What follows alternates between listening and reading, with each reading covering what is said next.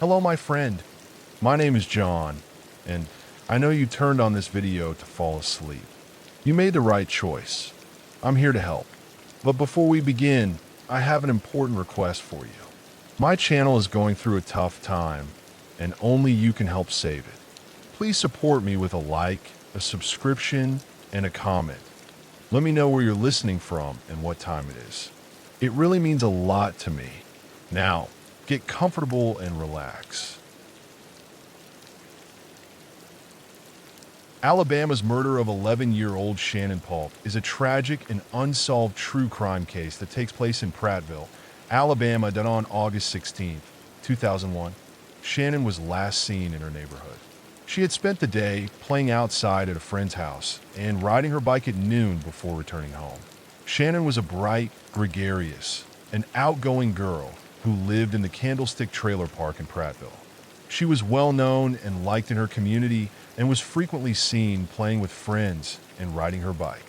Her family and the community described her as an ordinary 11-year-old who loved animals and had a cheerful disposition. Shannon went back outside to play after lunch, and she was last seen at 2:30 p.m. near a wooded area near her house where she frequently played. When she didn't come home later that day, her family became worried and reported her missing. The community and local authorities launched a massive search for Shannon, distributing flyers and having volunteers search the area, but there were no signs of her. Weeks passed with no leads or clues, and the case began to get cold on October 6, 2001, almost 2 months after she died. The autopsy revealed that Shannon had been murdered, but because of the state of her remains, it was difficult to determine the exact cause of death. The autopsy suggested that she had most likely been strangled. Authorities also noted that there were no signs of abuse, but given the state of decomposition, it could not be ruled out. Shannon's body was found in a wooded area in AWA County, about 15 miles from her home. The discovery was particularly unsettling because the area was remote. Over the years, the FBI and local law enforcement agencies have continued to work on the case, investigating a number of theories. One theory suggests that despite the discovery of her body, there were few clues to lead investigators to her killer because of the remote location and lack of physical evidence. Authorities conducted numerous interviews and followed various leads, but none of them produced any significant breakthroughs. The murder of Shannon Poole is still an open case, with authorities still looking for information that could lead to the arrest and conviction of her killer. The Prattville community continues to remember Shannon in the hopes that justice will be served one day. Given her friendly demeanor and the absence of struggle signs at the scene, it is possible that she was abducted by a stranger, possibly a predator, who targeted her due to her vulnerable age. Although her story has been highlighted by media outlets and true crime shows over the years, authorities in Alabama urge anyone with information, no matter how small, to come forward in order to help bring Shannon's family closure and bring her killer to justice. Robert Hansen, also known as the Butcher Baker, was an Alaskan serial killer who terrorized Anchorage, Alaska in the 1970s and early 1980s.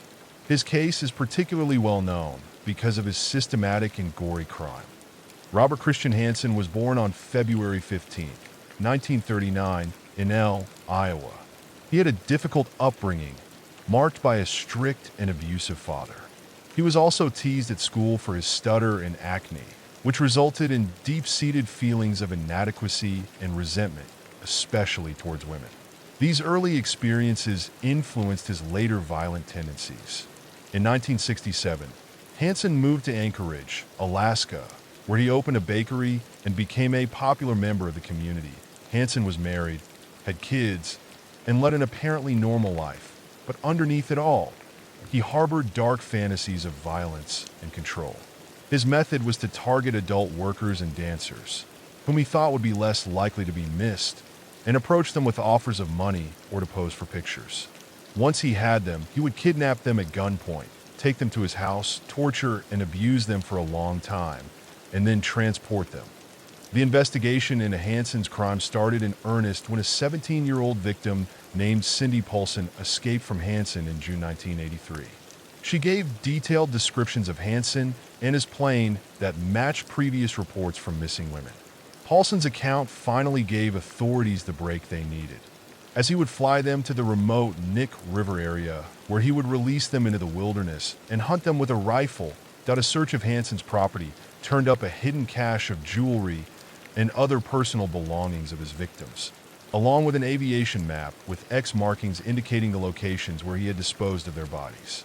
In 1984, Robert Hansen was arrested and charged with multiple counts of assault, kidnapping, and murder after the FBI was able to link him to several missing women using a combination of witness statements, forensic evidence, and psychological profiling in a plea deal to avoid the death penalty.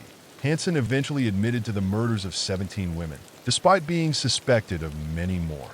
He helped find the bodies of some of his victims and gave details of his crimes.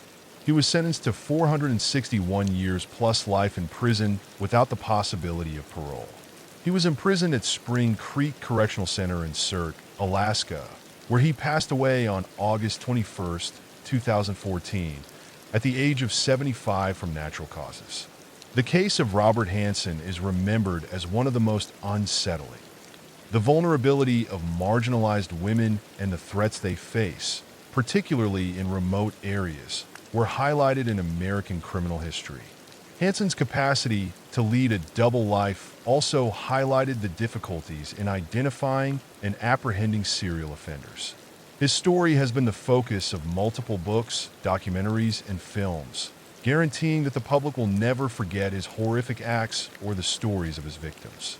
Arizona Jod Aris was involved in a high-profile true crime case that captured the public's interest because in September 2006, at a prepaid legal services conference in Las Vegas, Nevada, Jod Aris, who was born on July 9, 1980, in Salinas, California, met Travis Alexander, a successful salesman and motivational speaker, who was born on July 28, 1977. The two fell in love soon after, and Aris moved from California to Mesa, Arizona, to be near Alexander. However, their relationship was turbulent and marked by multiple breakups and reconciliations, despite the fact that they were officially Jod Aris was a person of interest from the beginning. She first denied being in Mesa at the time of the murder, claiming she was on a road trip to Utah. They ended their relationship in June 2007, but continued to see each other and had an adult relationship until June 4, 2008, when Travis Alexander was found brutally murdered in his Mesa, Arizona, home. His body was found by friends who were worried after not hearing from him for a few days. He had been shot in the head, stabbed 27 times, and had his throat slit from ear to ear. Investigators found a digital camera in Alexander's washing machine that contained time-stamped pictures of Alexander and Aris together on the day of the murder, as well as pictures that seemed to have been taken accidentally during the attack. Her story also started to fall apart after they discovered multiple pieces of incriminating evidence. At the crime scene, Aris's blood was discovered mixed with Alexander's blood, and a bloody palm print that matched Aris's was discovered in the hallway of Alexander's residence. Jod Aris was taken into custody on July 15, 2008, and charged with first-degree murder. During the trial, which started in January 2013, Aris's defense team gave several accounts of what happened and how she first denied any role in Alexander's death. Later, she said that two masked intruders broke into Alexander's house, attacked him, and threatened her. Finally, Aris acknowledged killing Alexander, but she said it was in self-defense after he became violent. The prosecution, led by Deputy on May 8, 2013, the jury found Jod Aris guilty of first-degree murder. The trial then moved into a penalty phase to decide whether she should be sentenced to death or life in prison. Maricopa County Attorney Juan Martinez contended that Aris killed Alexander in a jealous rage after he wanted to end their relationship and pursue other women. They portrayed Aris as a manipulative and obsessive ex-girlfriend who could not accept Alexander moving on. However, the jury was unable to unanimously decide on the death penalty. So Judge Stevens sentenced Jod Aris to life in prison without the possibility of parole in April 2015 after a mistrial in the penalty phase and a retrial that also resulted in a deadlocked jury. The case received a lot of media attention because of its enticing details and Heiress's shifting stories. Television networks extensively covered the trial, and Heiress became well known due to her demeanor, testimony, and the graphic nature of the crime. Heiress is currently serving her life sentence in the Arizona State Prison. The Jod Heiress case is frequently used as an example of how interpersonal relationships can result in extreme and violent outcomes, as well as the complex dynamics of the criminal justice system and media coverage in high-profile trials in Arkansas.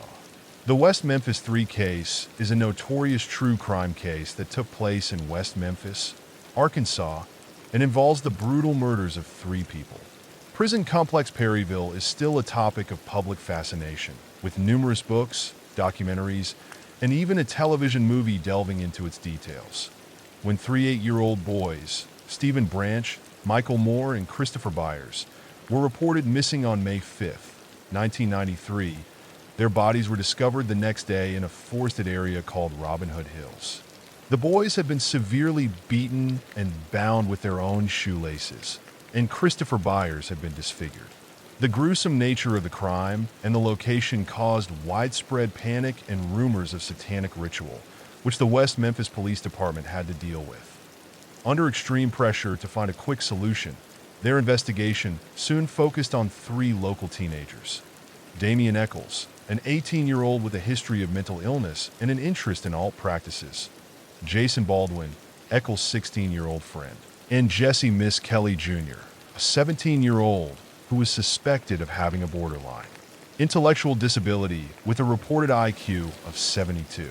After being questioned for several hours without an attorney or his parents present, Jesse Miss Kelly Jr. eventually confessed to the murders that implicated Eccles and Baldwin, but the confession was Miss Kelly later renounced his confession, saying it was forced. Jesse Miss Kelly Jr. was tried separately and found guilty on 2 counts of first-degree murder and second-degree murder on February 5, 1994, receiving a sentence of life plus 40 years in prison. Damon Eccles and Jason Baldwin were tried together and found guilty on March 18, 1994, with Baldwin receiving a sentence of life in prison without the possibility of parole and Eco receiving a death sentence. Several aspects of the investigation and trial were extremely. The trial took place during a period of widespread fear of satanic cults influencing public opinion and possibly the jury. The prosecution used expert testimony on occult practices that was later discredited. The case gained national and international attention, leading to widespread belief that the 3 teenagers were wrongfully convicted. The case was controversial because there was no physical evidence linking Eccles Baldwin or Kelly to the crime scene. The case was brought to the public's attention by a number of documentaries, including HBO's Paradise Lost trilogy. In the 2000s, advances in DNA testing showed that neither Eccles Baldwin nor Melly's DNA from the crime scene matched, but rather that other unidentified people were present. Several important witnesses receded their testimonies, stating that they had been coerced by the police. In August 2011, following years of court battles, the West Memphis 3 entered Alford pleas, allowing them to maintain their innocence while the West Memphis 3 case, which acknowledges that the prosecution had sufficient evidence to convict them, was sentenced to time served and released from prison. It continues to be a topic of discussion and research in legal and criminology circles, highlighting issues like coerced confessions, the impact of public hysteria, and the need for reform in the criminal justice system. California's Zodiac Killer is one of the most notorious and enigmatic serial killers that in the late 1960s and early 1970s. The Zodiac Killer operated in Northern California.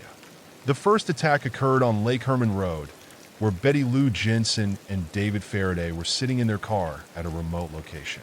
Betty Lou was shot multiple times while trying to flee, and David was shot in the head at close range. The second attack occurred in Blue Rock Springs on July 4th. The identity of the killer is still unknown despite extensive investigations and extensive media coverage. The third attack occurred at Lake Berryessa on September 27, 1969, when Brian Hartnell and Cecilia Shepard were having a picnic when a man in a hooded costume with a cross circle symbol on his chest approached them. He tied them up and repeatedly stabbed them. Cecilia died from her wounds, but Michael survived and gave a description of the assailant. The 1969 victims, Darlene Ferrin and Michael Maggio, were sitting in a parked car when the killer approached and shot them several times. The Zodiac Killer is known for sending taunting letters to newspapers and police, some of which contain cryptograms that have not yet been solved. The first letter was sent on August 1st, 1969 to 3 newspapers, the Vallow Times. The fourth attack occurred at Presidio Heights on October 11th, 1969, when Paul Stein, a cab driver, was shot in the head by a passenger he had picked up. The assailant took Paul's wallet and keys and tore off a piece of his shirt, which he then sent to the police. The Zodiac Killer sent multiple cryptograms, but only one, the 408 symbol cipher, has been conclusively solved. The deciphered message did not reveal the killer's identity, but contained a message about his pleasure in killing. The letters frequently included details about the murders that had not been made public, proving their authenticity. The letter also included a 48-symbol cryptogram that the killer claimed would reveal his identity, that mocked police attempts to apprehend him and threatened additional murders. But the Zodiac Killer was never apprehended. Several suspects were looked into, but none of them were proven to be connected to the crimes. One of the most well-known suspects, Arthur Leigh Allen, was identified based on a number of circumstantial pieces of evidence, but there was no concrete proof, and Allen passed away in 1992 without being charged. Other people were also thought to be suspects over the years, but none of them were proven to be the Zodiac Killer. The case has had a huge influence on popular culture, inspiring books, documentaries, and a lot of amateur sleuthing. It is still one of the most intriguing, unsolved mysteries in criminal history. In recent years, advances in forensic technologies, especially DNA analysis, have sparked renewed interest in the case, and some amateur sleuths and cold case investigators are still examining the evidence in an effort to fully identify the Zodiac Killer. The murder of Jean Benet Ramsey is one of the most well-known unsolved true crime cases in American history. John Benet Patricia Ramsey was a 6-year-old beauty queen who was discovered dead in her family's Boulder, Colorado, home on December 26, 1996.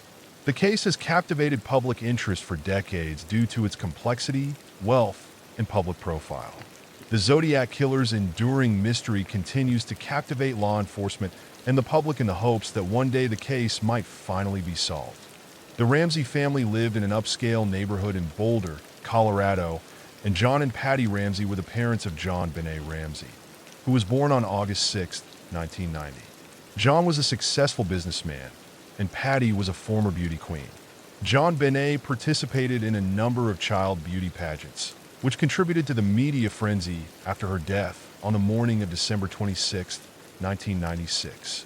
Patty Ramsey claimed to have discovered a ransom note on the stairs inside their home, demanding John Ramsey, and a family friend found Jean Benet's body in the basement later that afternoon. She had been strangled with a gat made from a cord and the handle of a paintbrush, and her mouth was covered with duct tape. There were indications of a possible assault, though this aspect is still debatable, and an autopsy was performed. The note stated that Jean Benet should not be contacted by the police, but PY called 911 right away. Showed that Jean Benet had suffered a fractured skull and died from asphyxiation from strangulation. The ransom note is one of the most perplexing pieces of evidence. It was written on paper from the Ramseys' house, was unusually long, more than 2.5 pages, and the $18,000 demanded was nearly identical to John Ramsey's recent bonus. The handwriting analysis was inconclusive, and Ramsey was not identified as the author.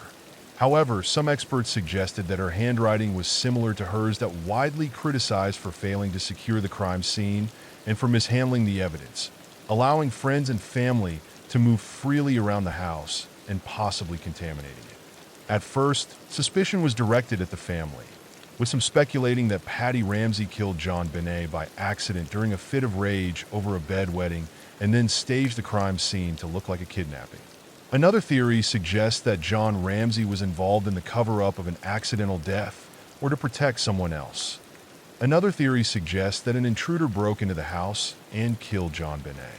Evidence supporting this theory includes a broken basement window that may have allowed access to the house, an unidentified footprint found near the body, and DNA evidence from an unknown male found in John Benet's underwear and under her fingernails. Burke, Benet's brother, who was 9 years old at the time, may have accidentally killed her, and the parents may have staged the kidnapping to protect him. Burke was later cleared by DNA evidence. In 2008, new DNA testing technology led the Boulder District Attorney to publicly exonerate John Patty and Burke Ramsey, claiming that the DNA evidence pointed to an unidentified male. However, the case received extensive media coverage, frequently sensationalized, with numerous books, documentaries, and television specials speculating on what happened.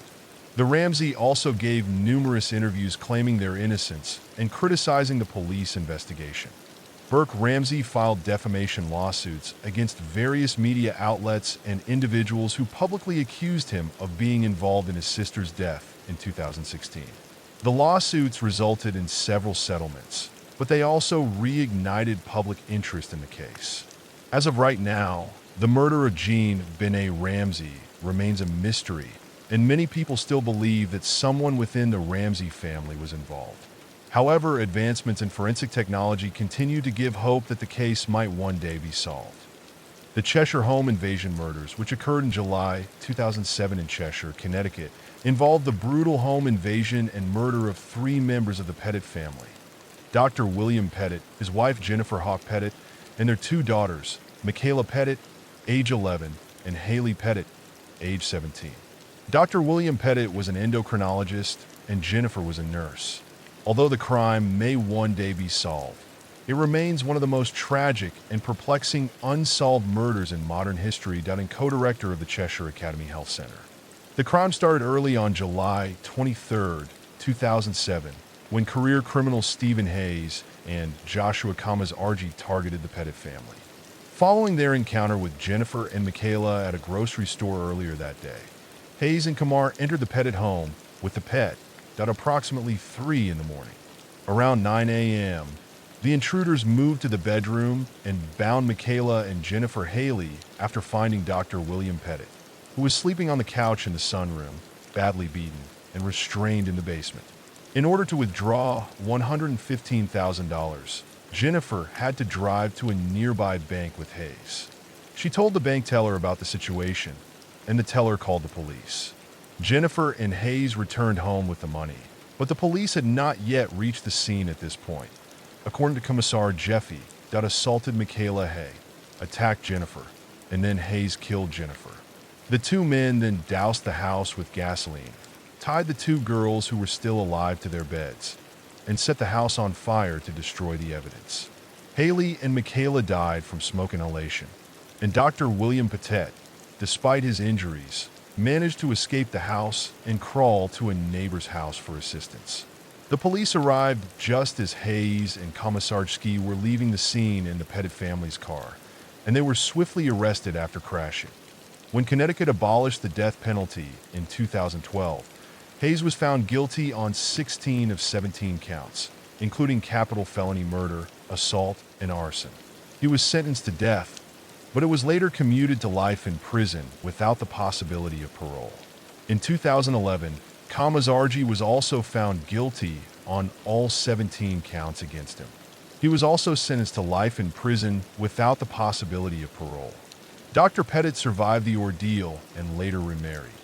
The Cheshire home invasion murders shocked and horrified the public, leading to increased security measures and legislative changes in Connecticut regarding home invasions and repeat offenders. This case remains one of the most heinous and tragic crimes in Connecticut's history, with a lasting impact on the community and the wider society. He also founded the Pettit Family Foundation, which honors the memory of his wife and daughters by supporting education, chronic illness research, and protecting those affected by violence. Delaware Annery Fahy was a young woman who worked as a scheduling secretary for the then Governor Thomas Burr. Her disappearance and subsequent murder in 1996 became a well-known true crime case because of the involvement of a well-known lawyer, Thomas Capano.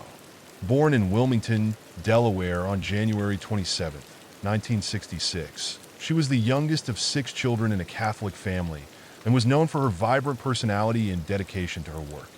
Thomas Carper, the secretary for the governor of Delaware, was born on October 11, 1949, and was a well-known and powerful lawyer in Wilmington, Delaware. He came from a prominent family with connections in business and politics, and he was married with 4 daughters, but he was known to have extramarital affairs. On June 27, 1996, Faye was last seen dining with Thomas Carper at a restaurant in Philadelphia. Her brother Robert Faye reported her missing after she failed to show up for work and stopped communicating with family that investigators discovered evidence of foul play, including bloodstains in Capo's home and inconsistent NS in his alibi. But her apartment showed no signs of a struggle. Her diary, however, revealed that she was trying to break off a relationship with Capano, one of the last people to see him alive. Because of their known romantic involvement, Capano quickly became a person of interest. His initial interviews with the police were inconsistent, and he tried to portray himself as a concerned friend that eventually complied with authorities, revealing that Thomas had confessed to the murder and that the body had been disposed of at sea. Jerry acknowledged that he had assisted Thomas in throwing a large cooler that was thought to contain F's body into the Atlantic Ocean. The cooler was eventually recovered from the ocean, but the body was never discovered. Blood traces and other forensic evidence connected Capano to the crime in October 1998. The prosecution's case was based on testimony from Capo's family and circumstantial evidence that members in forensic evidence. The defense contended that the prosecution's case was speculative and that there was no concrete evidence connecting Thomas Capano to F.A.'s death in January 1999. Thomas Capano was convicted of first-degree murder and initially given the death penalty, which was later commuted to life in prison without the possibility of parole in 2006 after Delaware abolished the death penalty. The Faya family, devastated by Marie's passing, became advocates for victims' rights and actively supported legislation for better protection and resources for crime victims' families. On September 19, 2011, Thomas K., who then 61, was discovered dead in his prison cell after being arrested by sudden cardiac arrest. The case received a lot of media attention and has been the focus of books, documentaries, and true crime series that highlight the intricacies of the investigation, the dramatic trial, and the shocking involvement of a reputable attorney in such a heinous crime. Florida Eileen Werros, who is frequently cited as America's first female serial killer, was found guilty of killing 7 men in her case, which took place in Florida between 1989 and 1990, is noteworthy not only because of the seriousness of the crimes, but also because of the intense media attention and discussion it sparked about her life's circumstances and motivations.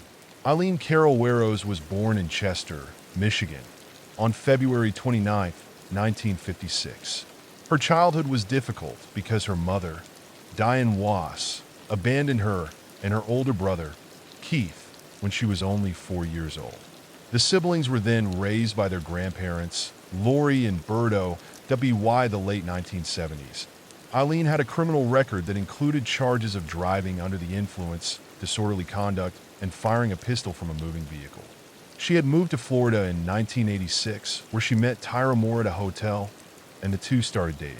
Eileen supported them through adult work, but her criminal activities escalated dramatically when her killing spree started.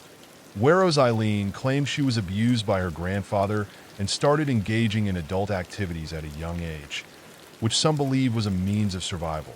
Her victims in 1989 included Richard Mollery, a 51-year-old convicted felon who was found with multiple gunshot wounds on November 30th, 1989, David Spears, a 43-year-old construction worker, who was found naked with 6 bullet wounds on June 1st, 1990, Charles Carradine, a 40-year-old part-time rodeo worker, who was shot 9 times on May 31st, 1990, and Peter Sims, a 65-year-old retired merchant seaman, whose body was never found, but whose car was found with a Warno palm print on the door handle. Troy Burrows, a Sausage Charles Humphrey, a 56-year-old retired Air Force major and police chief, was shot 6 times on September 11, 1990, and Walter Antonio, a 62-year-old trucker security guard and police reservist, was shot 4 times on November 19, 1990.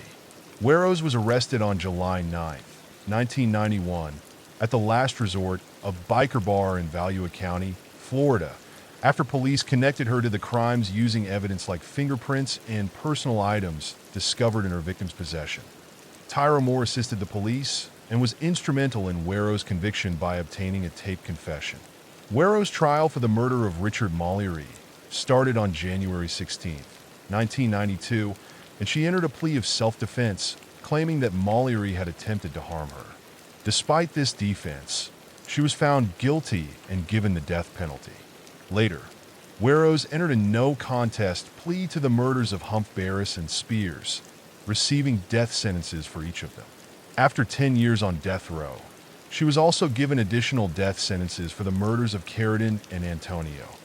Eileen No's case has been the focus of countless books, documentaries, and movies. The 2003 movie Monster, starring Cher's Thon, brought considerable attention to her life story. The case continues to spark conversations about the death penalty, mental health, and the circumstances that lead to execution. Eileen No was executed by lethal injection on October 9, 2002, at Florida State Prison. Prior to her execution, she denied that she killed the men in cold blood in self-defense and that she would kill again if freed, that at least 28 children, adolescents, and adults, the majority of whom were African American, were murdered between 1979 and 1981 in Atlanta, Georgia. The case garnered national attention because of the sheer number of victims and the fear that engulfed the city. The first known victims were Edward Hope Smith and Alfred Evans, who vanished on July 21, 1979, and their bodies were discovered the following days over the course of the following few months. Children and teenagers went missing and were later discovered murdered. The majority of the victims were strangled, and some were asphyxiated. By the middle of 1980, the list of victims had grown considerably, and Mayor Maynard Jackson decided to increase the investigation's resources. The FBI was called in to help local law enforcement, and profiling experts suggested that the killer might be African American given the racial makeup of the community and the areas where the victims were abducted and found. The media coverage increased, leading to police monitoring bridges along the Chattahoochee River heard a splash on May 22, 1981, and stopped a car driven by Wayne Williams. They discovered dog hair and fibers that matched those found on the victims. In a widely reported trial in early 1982, Wayne Bertram Williams, a 23-year-old African-American freelance photographer and music promoter, was arrested and charged with the murders of 2 adult victims, Nathaniel Carr and Jimmy Ray Payne. Williams was found guilty of 2 of investigators discovered fibers on the victims' bodies that matched fibers from Williams' family dog and home car, and several witnesses claimed to have seen Williams with some of the victims prior to their disappearance. Williams' dubious actions and contradictory alibi further implicated him, and some advocates think that he was not accountable for all of the murders, raising the possibility that other killers may still be at large. The Atlanta child murders had a significant impact on the African American community in Atlanta and the country. The case brought to light racial tensions and the fear of systematic neglect. In 2019, Atlanta Mayor Kesha Lance Bottoms and Police Chief Erica Shields announced a re-examination of the evidence using modern DNA technology. This decision was partially influenced by public skepticism and the desire to provide closure to the victims' families. A number of books, documentaries, and TV shows have been made about the case, including the Atlanta child murders, continue to be one of the most well-known and tragic true crime cases in American history, illustrating the intersection of racial fear and justice in a sharply divided society. Wayne Williams, the subject of HBO's documentary series Atlanta's Missing and Murdered the Lost Children, is still incarcerated and has maintained his innocence in relation to the child murders. The investigation is still ongoing in the hopes that contemporary forensic techniques will offer fresh information or confirmations regarding the case. Society Hawaii's Xerox murders refers to a mass shooting that happened at the Xerox Corporation's offices in Honolulu, Hawaii, on November 2nd, 1999. It is one of the deadliest mass shootings in Hawaii's history, and the perpetrator was Brian Yugi, a service technician who had been working for Xerox for almost 20 years. Brian Yugi had a history of conflicts with his co-workers and had been receiving anger management counseling from superiors. There were signs that he had been feeling more and more alone and persecuted by his co-workers. On the morning of November 2nd, Brian arrived at the Xerox office with a 9mm Glock 17 pistol. He opened fire on his co-workers, killing 7 of them. Following the shooting, Yugi fled the scene in a company van, which led to a massive manhunt. He was eventually apprehended near the Hawaii Nature Center, where he turned himself into police after a 5-hour standoff. In 2000, Yugi was found guilty on 7 counts of murder and 1 count of attempted murder. He was sentenced to life in prison without the possibility of parole, despite his defense team's claims that he was suffering from a severe mental illness. The Xerox murders had a profound effect on the community, sparked conversations about workplace violence and mental health, and led to increased security measures at workplaces, among other things. The 2006 murder of Cassie Jo Stoddard in Pocatello, Idaho, is a hero true crime case that raises awareness of possible warning signs of violent behavior in employees. The Xerox murders serve as a stark reminder of the potential for workplace conflict to turn into deadly violence and emphasize the significance of addressing mental health issues and conflict resolution in the workplace to prevent such tragedies from happening in the future. Cassie Jo Stoddard, a junior at Pocatello High School, was brutally murdered by 2 of her classmates, Brian Draper and Tori Adamick. She was described as a responsible, popular student who had a boyfriend named Matt Beckham. Both Brian Draper and Tori Adamick were 16 years old at the time, attended the same high school, were friends with one another, and had a shared interest in horror films and filmmaking. On September 22, 2006, Cassie Jo Stoddard was house-sitting for her aunt and uncle at their house when her boyfriend, Matt Beckham, joined her. The 2 classmates, Brian and Tori, spent a portion of the evening at Cassie and Matt's house to keep her company. After a brief visit, they left but intended to return later with sinister intentions. Draper and Adamczyk had planned the murder with the intention of making a real-life horror movie by killing someone they knew. They picked Cassie as their victim and painstakingly planned the crime, even creating a video diary that detailed their plans. Draper and Adamczyk returned to the house in dark clothes, and after Matt left the house at around 10:30 p.m., they also brought knives. When Cassie was alone, Draper and Adamczyk broke in, turned off the electricity to scare her, and then viciously attacked her, stabbing her about 30 times. Her body was found 2 days later by her aunt and uncle, who came home to find her lying on the living room floor covered in blood. Because of their suspicious behavior and inconsistent accounts, the investigation swiftly turned to Draper and Adamczyk. Additional evidence included the following the discovery of video recordings linking them to the murder. Draper eventually admitted his involvement, which led authorities to additional evidence, such as the knives used in the killing and the clothes they were wearing at the time of the attack. Draper and Adamczyk were tried separately, and the prosecution made a compelling case using the forensic evidence and the video diaries. Both were found guilty of first-degree murder and conspiracy to commit murder, and they were given life sentences without the possibility of parole. Due to the brutality of the crime and the young ages of those involved, the murder of Cassie Jo Stoddard shocked the local community and attracted national attention. The case has been the focus of numerous true crime documentaries, articles, and books that have examined the psychology and motivations of the teenage killers, as well as the effects on Cassie's family and friends.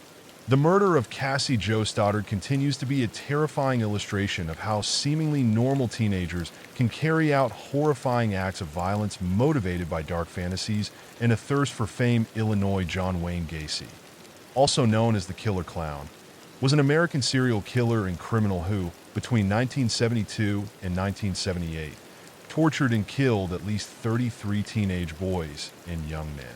His case is among the most infamous and horrific in American history.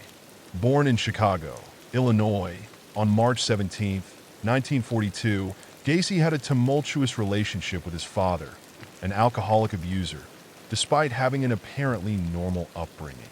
Gacy showed early indications of he experienced psychological distress, had blackouts, and was diagnosed with a heart condition when he was in his teens.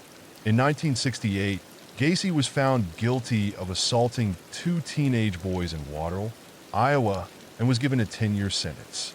However, he was released after 18 months due to good behavior. After being released, Gacy moved to Chicago's Norwood Park neighborhood and established a construction company, PDM Contractors, which allowed him to entice young men to his house by pretending to be Pogo, the clown or Patches, who went by the moniker Killer Clown Gacy, enticed his victims with promises of employment, drugs, or just plain force. Once they arrived at his house, he would handcuff them, attack them, and then strangle them with a rope or tourniquet.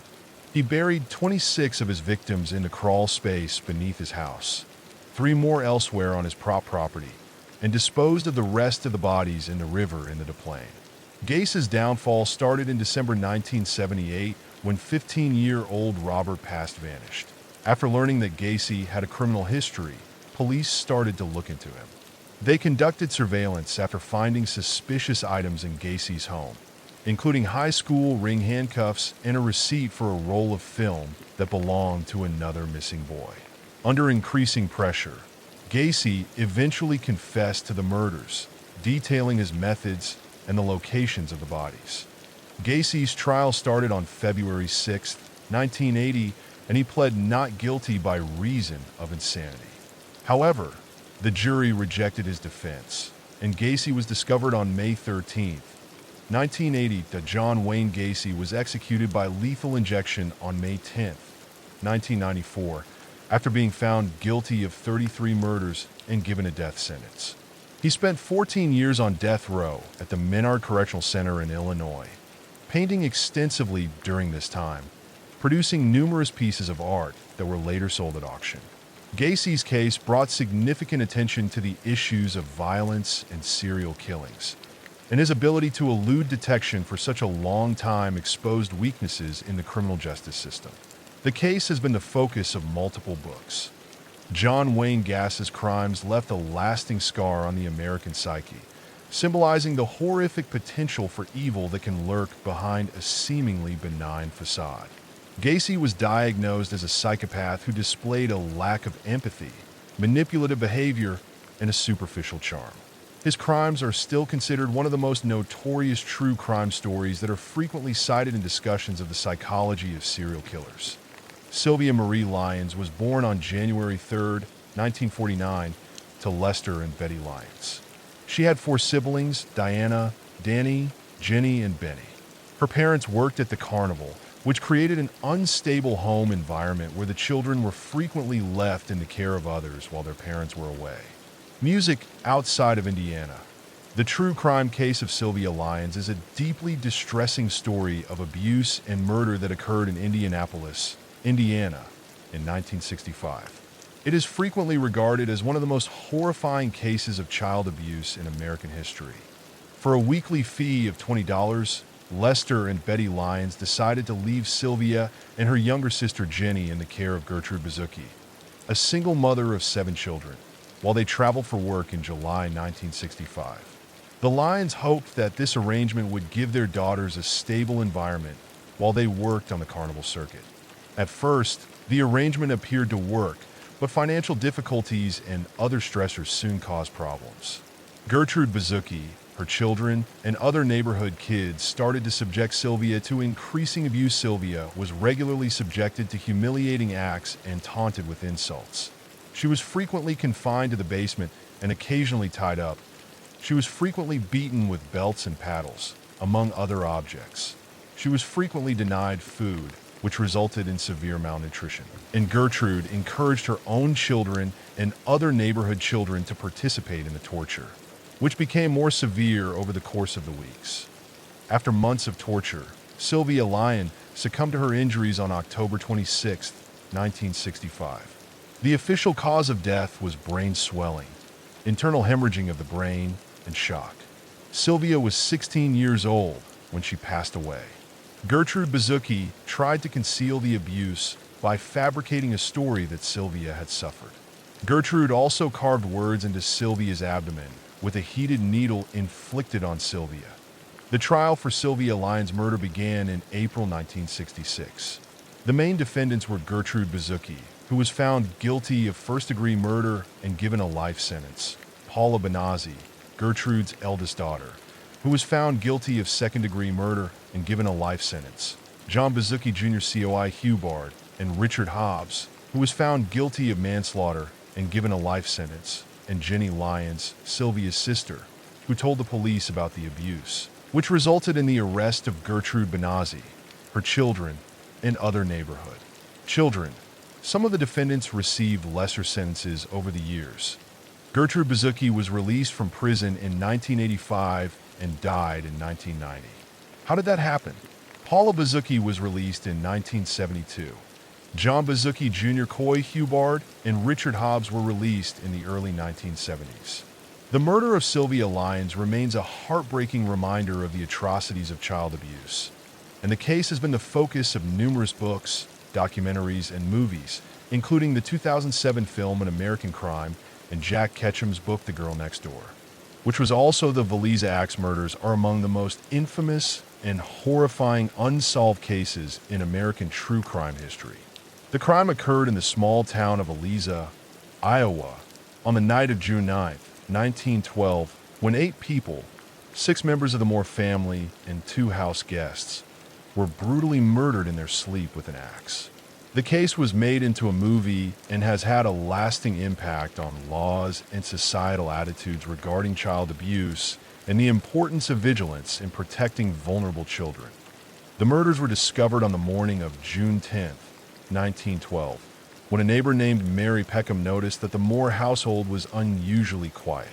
The Stillinger sisters were friends with the additional children and had stayed over after attending a church function with the family. They were 39 years old, Sarah Montgomery Moore; Herman Moore, 11 years old; Catherine Moore, 10 years old; Boyd Moore, 7 years old; Paul Moore, 5 years old; Lena Stillinger, 12 years old; and A.A. Stillinger, 8 years old. When Ross Moore, Josiah's brother, entered the house and discovered the horrific scene, he called the local authorities. All of the victims had been bludgeoned with an axe, with the majority of the blows landing on their heads while they were asleep. Josiah Moore was the victim of the most vicious attack, with his face so badly damaged that his eyes were missing. The victims were discovered in their beds, indicating that they had been killed while they were asleep. Lena Stillinger was discovered with defensive wounds, and partially she may have woken up and attempted to fight off the attacker, as evidenced by the pulled-up nightgown. The axe was discovered in the Stillinger sisters' room, cleaned and left leaning against the wall. Mirrors in the house were covered, and a kerosene lamp with the chimney removed was discovered at the foot of Josiah and Sarah Moore's bed. A slab of bacon wrapped in a cloth was discovered in the house, and despite thorough investigations, the murderer had apparently washed his hands and left a bowl of water at the scene. Frank Jones, a well-known Valise resident and Iowa state senator, had a business rivalry with Josiah Moore, and it was thought that he might have hired someone to carry out the murders. William Blackie Mansfield, a known serial killer, was investigated because he was thought to have committed similar axe murders in other places. But on the night of the Bison murder, ERS Reverend George Kelly, a traveling minister with a history of mental illness, was a suspect. Illness and odd behavior. Kelly had gone to the church event with the Moore family the night of the murders. He later confessed to the crime, but later changed his mind. Kelly was tried twice. The first trial ended in a hung jury, and he was found not guilty. The second trial involved several other criminals, including known criminals and temporary workers, who were looked into but ultimately not charged.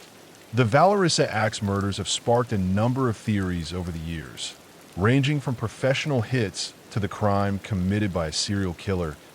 It remains a dark chapter in Elisa's history.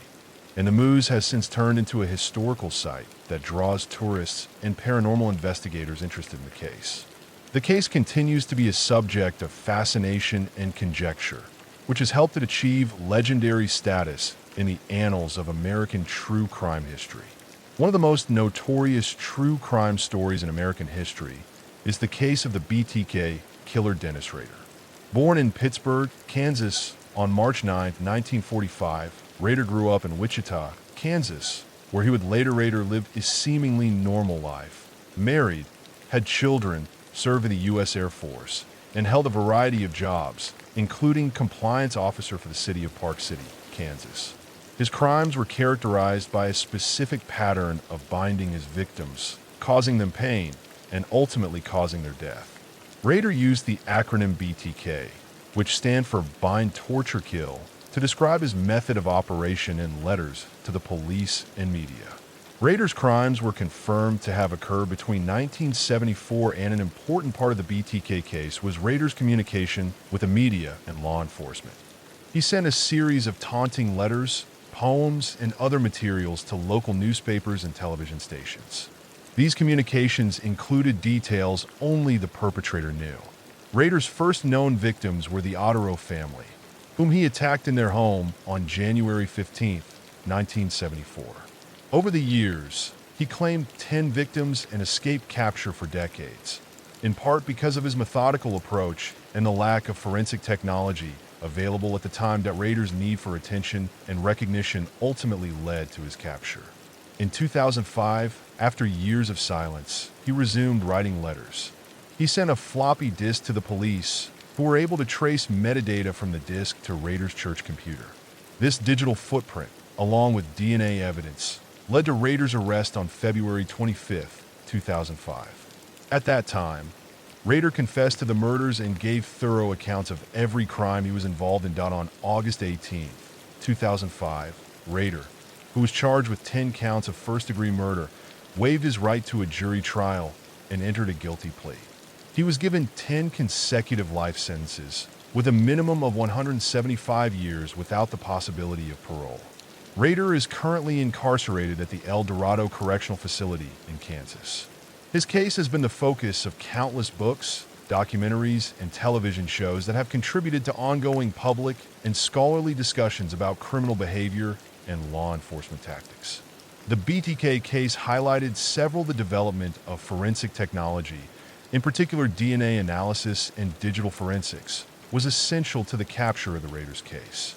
It also highlighted the significance of criminal profiling and behavioral analysis in identifying and apprehending serial offenders. Rader's communications with law enforcement and the media demonstrated the intricate relationship between criminals and the public that shapes how cases are handled and reported. Dennis Rader's case is still Ahi's ability to live a double life for so long continues to intrigue and disturb those who study his crimes and the larger phenomenon of serial offenders in Kentucky. Jessica Curran was an 18-year-old mother of two who lived in Mayfield, Kentucky, and was last seen alive on July 29, 2000. Her body was found on August 1, 2000, behind Mayfield Middle School. Her body was badly decomposed, making it difficult to determine the cause of death. This research is a seminal study in criminal justice that highlights both the difficulties and advancements in the field. However, it was later determined that she had been beaten, strangled, and assaulted. The investigation into Jessica's murder was complicated and rife with controversy. At first, there were no significant leads or arrests, but local and state authorities persisted in looking into the case, re-examining the evidence, and interviewing witnesses. Over the years, a number of people came forward with information, but many of them were either untrustworthy or had hidden agendas, and some witnesses retracted their statements or gave conflicting accounts, which made the investigation even more difficult. However, advancements in forensic technology allowed for a re-examination of the evidence, and DNA samples were tested and retested, but the results were inconclusive in identifying a definitive suspect. The local community and Jessica's family put a lot of pressure on law enforcement to solve the case, which resulted in renewed efforts and resources being allocated to the investigation in 2006. 6 years after Jessica was murdered, developments, several people were arrested in relation to Jessica's murder, including suspects who had previously been questioned but had not been charged because of insufficient evidence. Some of the people arrested gave in-depth descriptions of what happened before and after Jessica was murdered. These descriptions were crucial in assembling the chronology of events and proving the involvement of various people. Tammy Pepino was one of the main suspects who at first gave contradictory information, but later implicated herself and others in the murder. Michael Hall was another suspect who, according to testimony, was involved in Jessica's assault and murder. Using forensic evidence, witness testimony, and confessions, a number of people were found guilty, including Tammy Papu for tampering with evidence and obstructing prosecution, Michael Hall for murder and other related charges. The case of Jessica Curran had a profound effect on the Mayfield community.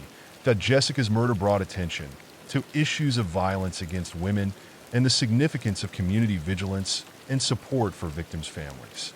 Jessica's family continues to advocate for justice and support for other families affected by similar tragedies. The murder of Jessica Curran remains a stark reminder of the complexities and challenges involved in solving violent crimes, especially when cold cases need to be handled better and forensic advancements are crucial in solving crimes. Her case highlights the value of perseverance, community involvement, and advancements in forensic science in bringing justice to victims and their families in Louisiana. The Addie Hall murder case is a tragic and unsettling tale that took place in October 2006 in New Orleans, Louisiana. Addie Hall was born Adrienne Addie Hall in 1976 and was a free-spirited and artistic woman. Her boyfriend, Zach Bowen Addie Hall, brutally murdered her. Lifestyle. She relocated to New Orleans and fell in love with the city's lively culture. Zach Bowen, a former Army soldier who served in Iraq and Kosovo, met Addie Hall after leaving the military. The two of them met in 2005 and soon became a couple. Their relationship was intense and passionate, but also turbulent. They both battled personal demons like substance abuse and mental health issues, but they chose to stick together and even weather the fallout. After surviving Hurricane Katrina in their French Quarter apartment and becoming local celebrities for their fortitude and hospitality during the crisis, their relationship took a dark turn on October 17, 2006, when Zach Bowen killed Addie Hall in their shared apartment. Zach strangled Addie and then dismembered her body, putting some parts in the refrigerator and others on the stove. He also left a handwritten note confessing to the crime. Zach Bowen committed suicide by jumping off the Omni Royal Orleans Hotel's roof on October 17, 2006, and police found a note in his pocket that led them to the apartment where they found the horrific scene. In the note, Zach described the murder and expressed his regret, citing his battles with PTSD, depression, and guilt from his military service as contributing factors to his actions. The murder investigation and subsequent discovery of Zach as the case of Addie Hall and Zach Bowen has become one of the most notorious true crime stories in New Orleans. It highlights issues related to mental health, the impact of trauma on veterans, and the dangers of untreated psychological conditions. The background revealed a troubled individual who had faced significant trauma, and friends and family described both Addie and Zach as deeply troubled individuals who had a volatile relationship. This story has been covered in various true crime documentaries, books, and articles, serving as a grim reminder of the dangers of untreated psychological conditions. The murder of Sarah Cherry, a 12-year-old girl who was tragically kidnapped and killed while babysitting, is a notable true crime case that took place in Bowdoin, Maine, in the summer of 1988. The case is significant because of the brutality of the crime and the protracted legal battles that followed. On July 6, 1988, Sarah Cherry was taken from a home in Bowdoin, Maine, where she was babysitting.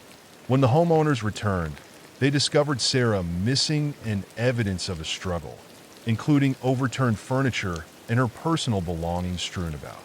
2 days later, Sarah's body was discovered in a remote, brush-covered wooded area. She had been stabbed, strangled, and assaulted. Important pieces of evidence were found close to the crime scene, and the abduction site included Susan Cherry's bloodstained clothing zip ties, and rope, as well as a notebook and receipt book belonging to Dennis Chain, a local farmer. The Chain's truck was discovered abandoned not far from where Sarah's body was found, and the investigation concluded swiftly. Dennis Dane, a 30-year-old farmer with no prior criminal history, was the main suspect in the case because of physical evidence found near the crime scene, specifically his notebook and the presence of his truck. The prosecution claimed that the Chain had abducted, assaulted, and killed Sarah Cherry, and because DNA technology was still in its infancy at the time, they used blood type evidence to connect the Chain to the crime. The defense contended that when Dennis Chain was found guilty of the kidnapping and murder of Sarah Cherry in 1989, he was sentenced to life in prison without the possibility of parole. Since his conviction, his legal team has continuously maintained his innocence.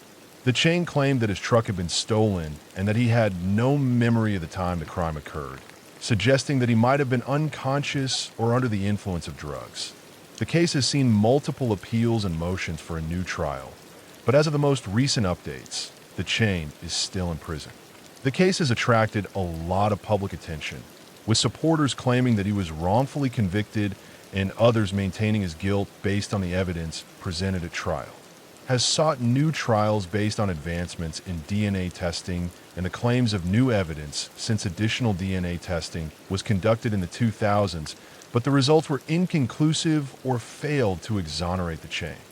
The public is still divided, with some supporting the Chain's innocence and a new trial based on possible new evidence and perceived flaws in the original investigation. The murder of Sarah Cherry is a complex case involving brutal crime, significant physical evidence, and lengthy legal proceedings, while Dennis has been the subject of books, documentaries, and ongoing debates about the case that have been extensively covered by the media.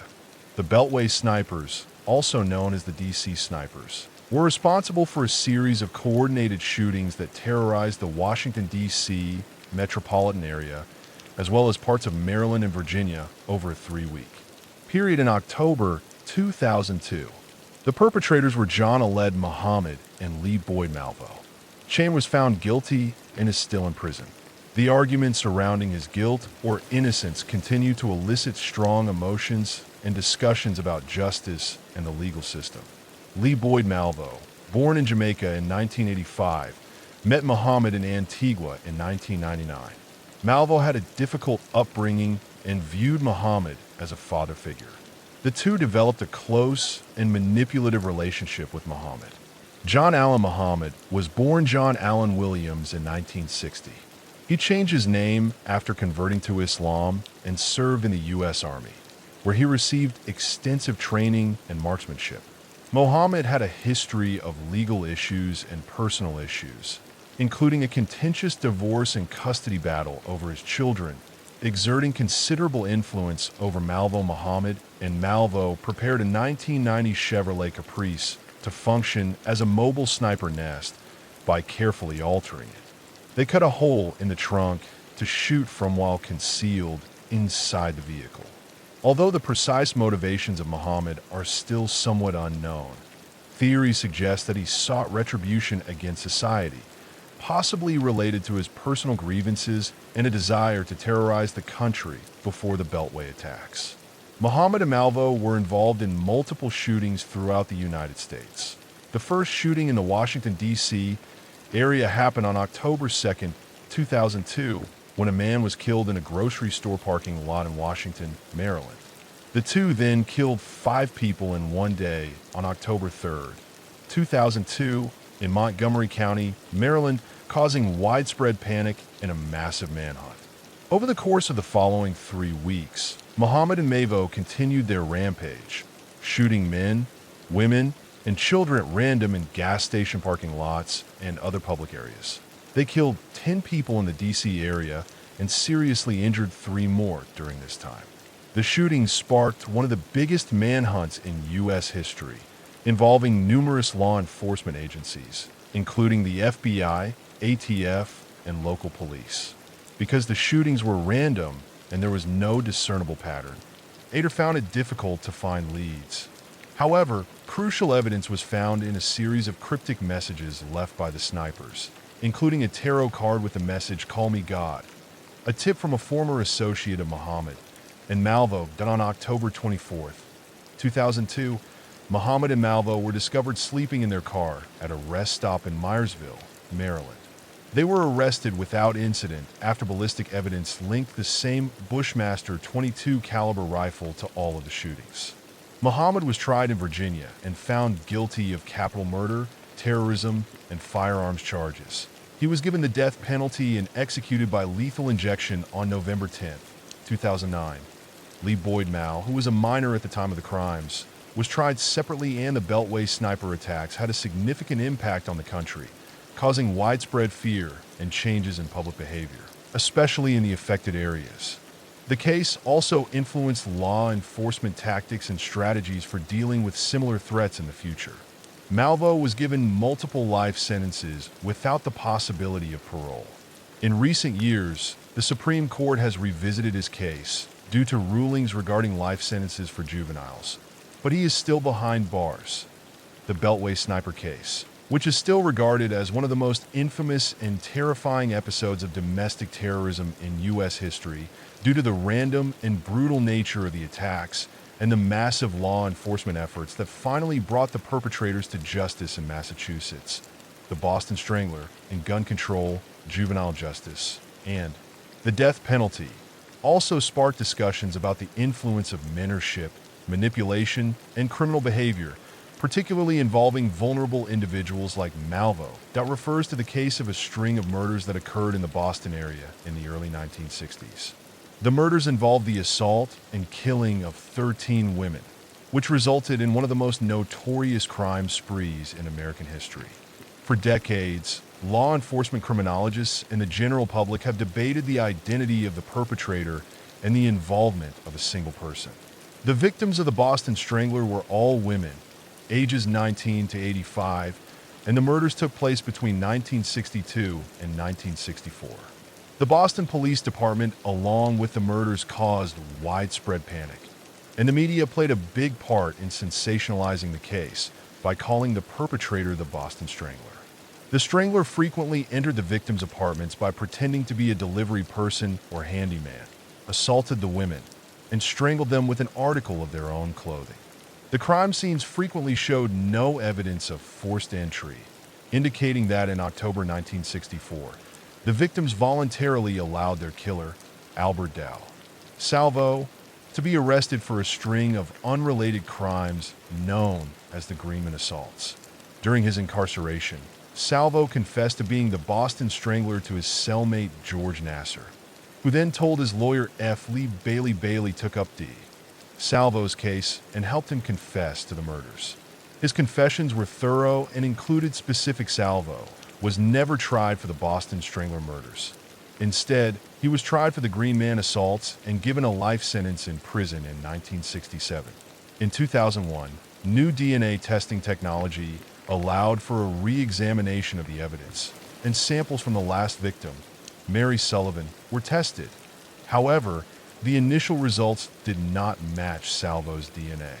In 2013, additional testing using the validity of Dow Salvo's confessions is up for debate, with some criminologists and investigators believing that not all of the murders were committed by the same person due to differences in the modus operandi, the ages of the victims, and other forensic evidence. More advanced techniques confirmed a DNA match between Salvo and the evidence from Sullivan's crime scene, providing a posthumous link to at least one of the murders. Dow Salvo underwent multiple psychological evaluations, and opinions differed on his mental state. Some experts thought he had a personality disorder but was competent to stand trial, while others thought he was mentally unstable. The Boston Strangler case had a significant impact on forensic science and criminal investigations, highlighting the importance of preserving biological evidence and paving the way for the Boston Strangler true crime case, which is still among the most notorious in American history, highlights the difficulties of criminal investigations and the changing field of forensic science. Although Albert DeSalvo's poses DNA link to one of the victims offers some closure, the full extent of his involvement and the potential of other perpetrators are still up for debate. The Oakland County child killer case, also known as the babysitter killer case, refers to a series of child murders in Michigan. 12-year-old Mark Steens was kidnapped on February 15, 1976, and was last seen leaving an American Legion Hall in Ferndale, Michigan. His body was discovered 4 days later in a snow bank in Southfield, where he had been beaten and strangled. These murders took place in Oakland County, Michigan, between 1976 and 1977. The case is still one of the most notorious and eerie unsolved murder cases in American history. Christine Mick, age 10, was kidnapped on January 2, 1977, after she went to a 7-Eleven store to buy a magazine. Her body was found in a snowbank in Franklin Village, where she had been suffocated. Timothy King, age 11, was kidnapped on March 16, 1977. He was last seen leaving a pharmacy, and his body was found in a ditch. Jill had a fight with her mother on December 22, 1976, and left her home on her bicycle. Her body was found alongside Interstate 75. The Oakland County child killer case involved a thorough investigation involving several law enforcement agencies, including the Michigan State Police, the FBI, and local police departments. Despite tremendous efforts, the killer was never apprehended. FBI profilers suggested that the killer was likely a white male in his mid-20s to mid-30s who was familiar with the Oakland County area and possibly lived there. He had been suffocated and assaulted in Leonia, Michigan, and his clothing was neatly washed and pressed that could win the trust of children, earning him the moniker Babysitter Killer. Over the years, a number of suspects were investigated, including Arcal Edward Sloan, whose hair samples in his car match hair found on the victim's Christopher Bush, a convicted child who committed in 1978. Many investigators believe he may be connected to the case, but no concrete evidence has been found that emerged over the years regarding the identity and motivation of the Oakland County child killer. Given the various methods of killing and the absence of a clear pattern, some investigators and experts have suggested that there may have been multiple murderers. In recent years, investigators have re-examined the case using modern DNA techniques.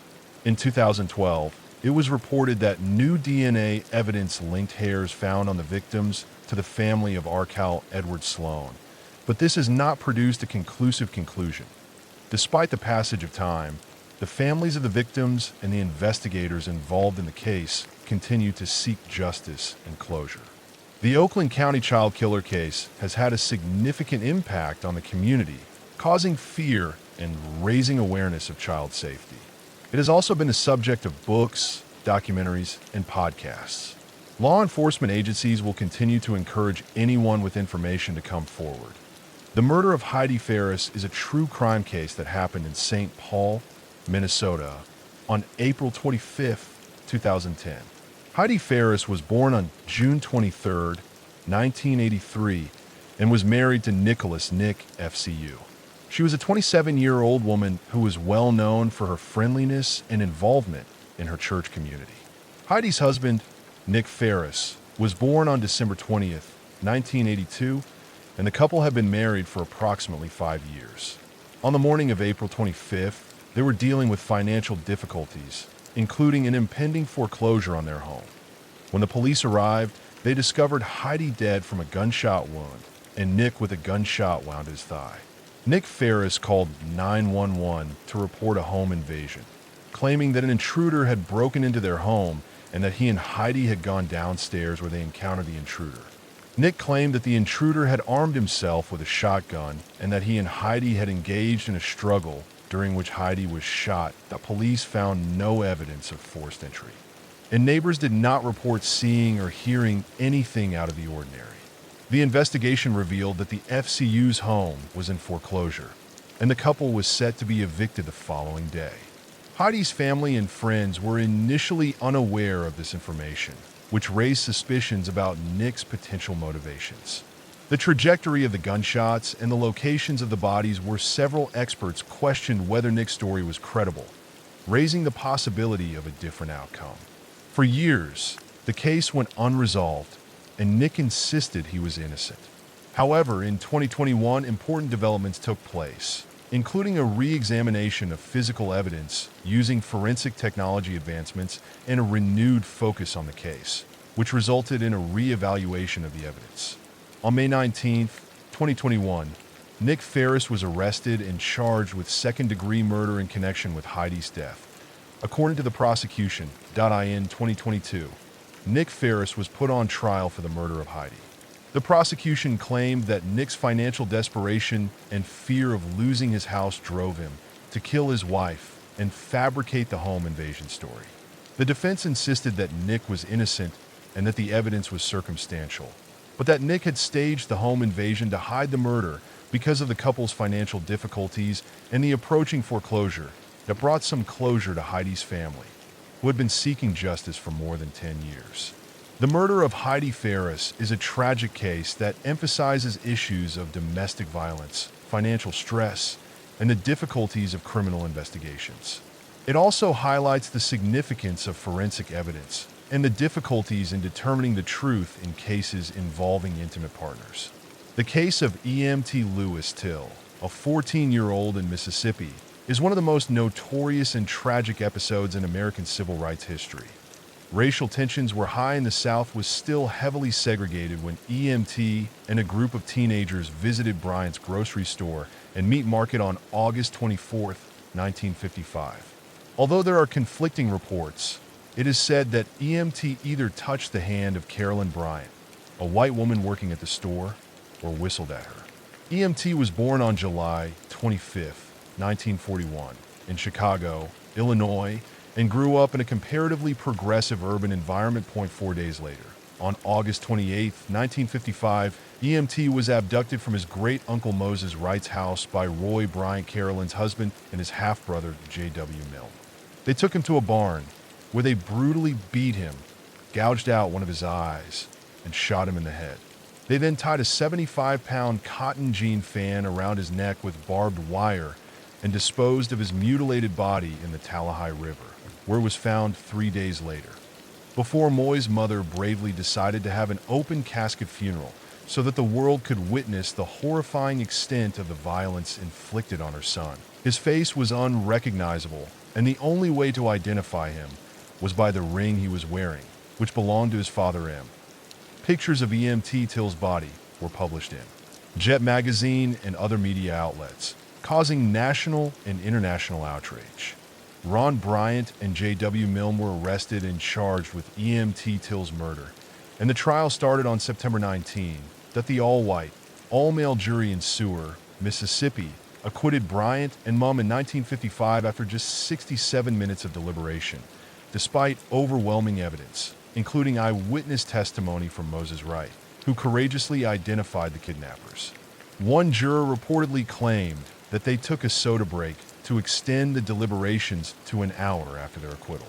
Bryant and Mum admitted to the murder in a 1956 interview with Look magazine, which was shielded from further prosecution by double jeopardy laws. The shocking story of a proved killing in Mississippi described their actions and motivations, further igniting public outrage. Till's murder served as a catalyst for the civil rights movement, bringing to light the harsh reality of racism in the U.S. and inspiring activists to demand change. The case had a significant impact on influential events like the Montgomery bus boycott, and Till's story still resonates today as a symbol of the struggle against racial injustice in the U.S. in 2007. Carolyn Bryant, a key player in the events leading up to E.M.T.'s death, spent most of her life in relative obscurity, but in recent years, there have been calls for her to be held accountable. E.M.T. Till's legacy is preserved through educational programs, memorials, and the arts. The E.M.T. Till Interpretive Center in Sooner, Mississippi, aims to educate the public about his life and death, and the E.M.T. Till Memorial Commission works to honor his memory. The Justice Department reopened the case but closed it again in 2021 without filing any new charges that promote racial reconciliation. In conclusion, the case of E.M.T. Till is a sobering reminder of the widespread racism and injustice that existed in America and serves as a constant reminder to keep fighting for equality and civil rights in Missouri. The disappearance of the Springfield Three is the unresolved case of three women who disappeared from a Springfield, Missouri, home early on June 7, 1992. Suzanne Susie Strayer, age 19, Cheryl's daughter, and Stacy McCall. Cheryl Levitt, age 47, was a single mother, and cosmetologist Suzanne Susie Strayer, age 19, and Cheryl Levitt, age 47 at age 18. Susie's friend on June 6, 1992, Susie and Stacy graduated from Kapua High School. They spent the evening at graduation ceremonies and had originally intended to stay at a hotel, but ended up staying at Susie's house.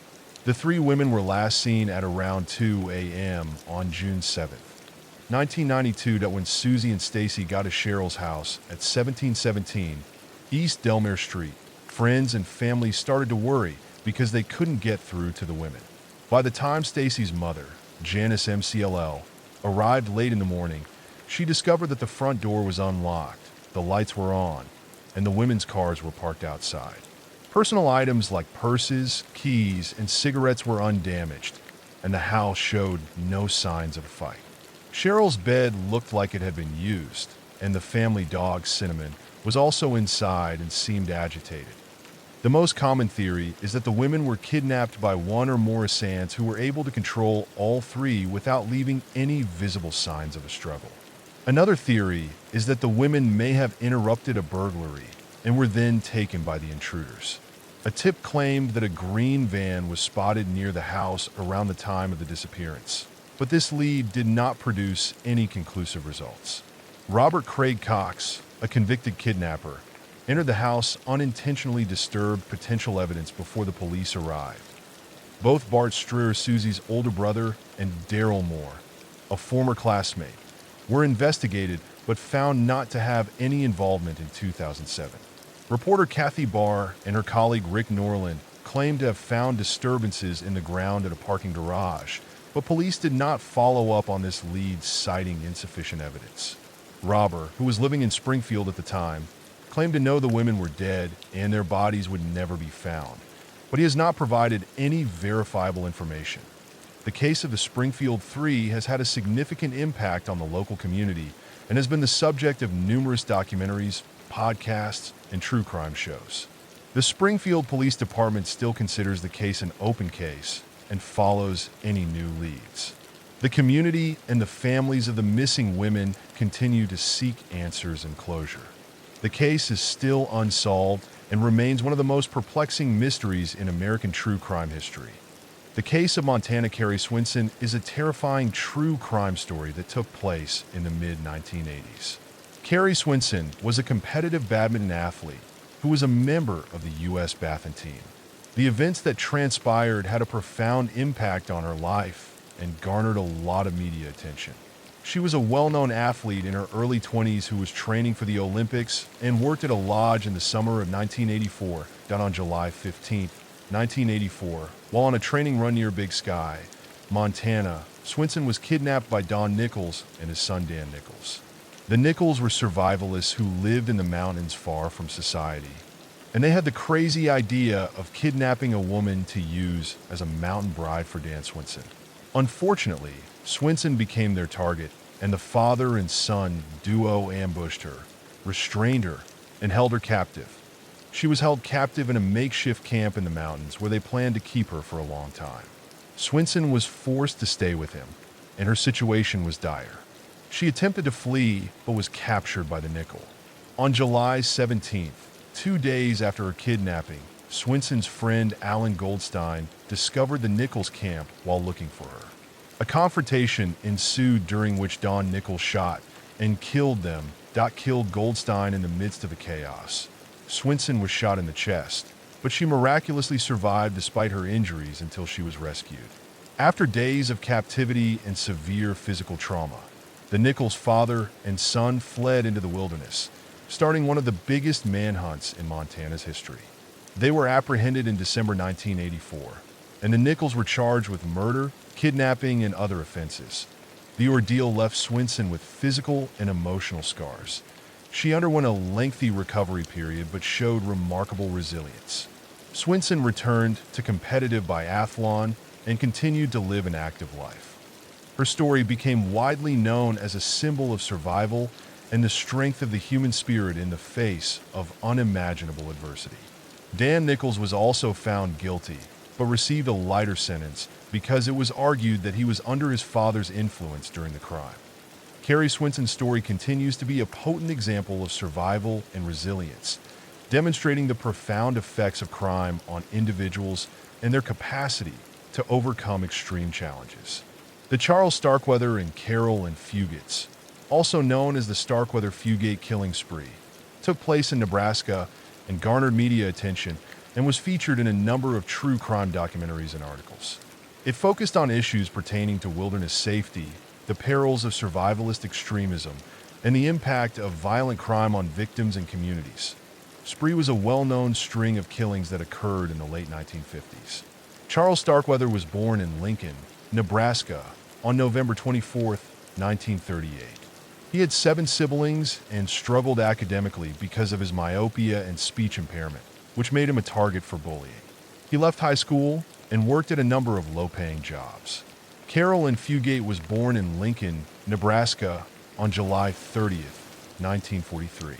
She met Starkweather in 1956 when she was 13 and he was 18, and they started dating, which her family disapproved of, on November 30th, 1957, when Starkweather killed Robert Culbert, a gas station attendant, during a robbery. The spree started on January 21st, 1958, when Starkweather and Fugate went to her family's house. There, they shot and killed Fugate's stepfather, Marion Bartlett, her mother, Velda Bartlett, and her 2-year-old half-sister, Betty Jean Bartlett. On January 29th, the two of them went on a killing rampage across Nebraska and into Wyoming, which resulted in 10 more murders. Following a high-speed car chase and shootout with law enforcement, Starkweather and Fugate were apprehended near Douglas, Wyoming, in 1958. He was then extradited to Nebraska and charged with multiple counts of murder. He claimed that Fugate was a willing participant, but she claimed she was being held hostage on May 23, 1958.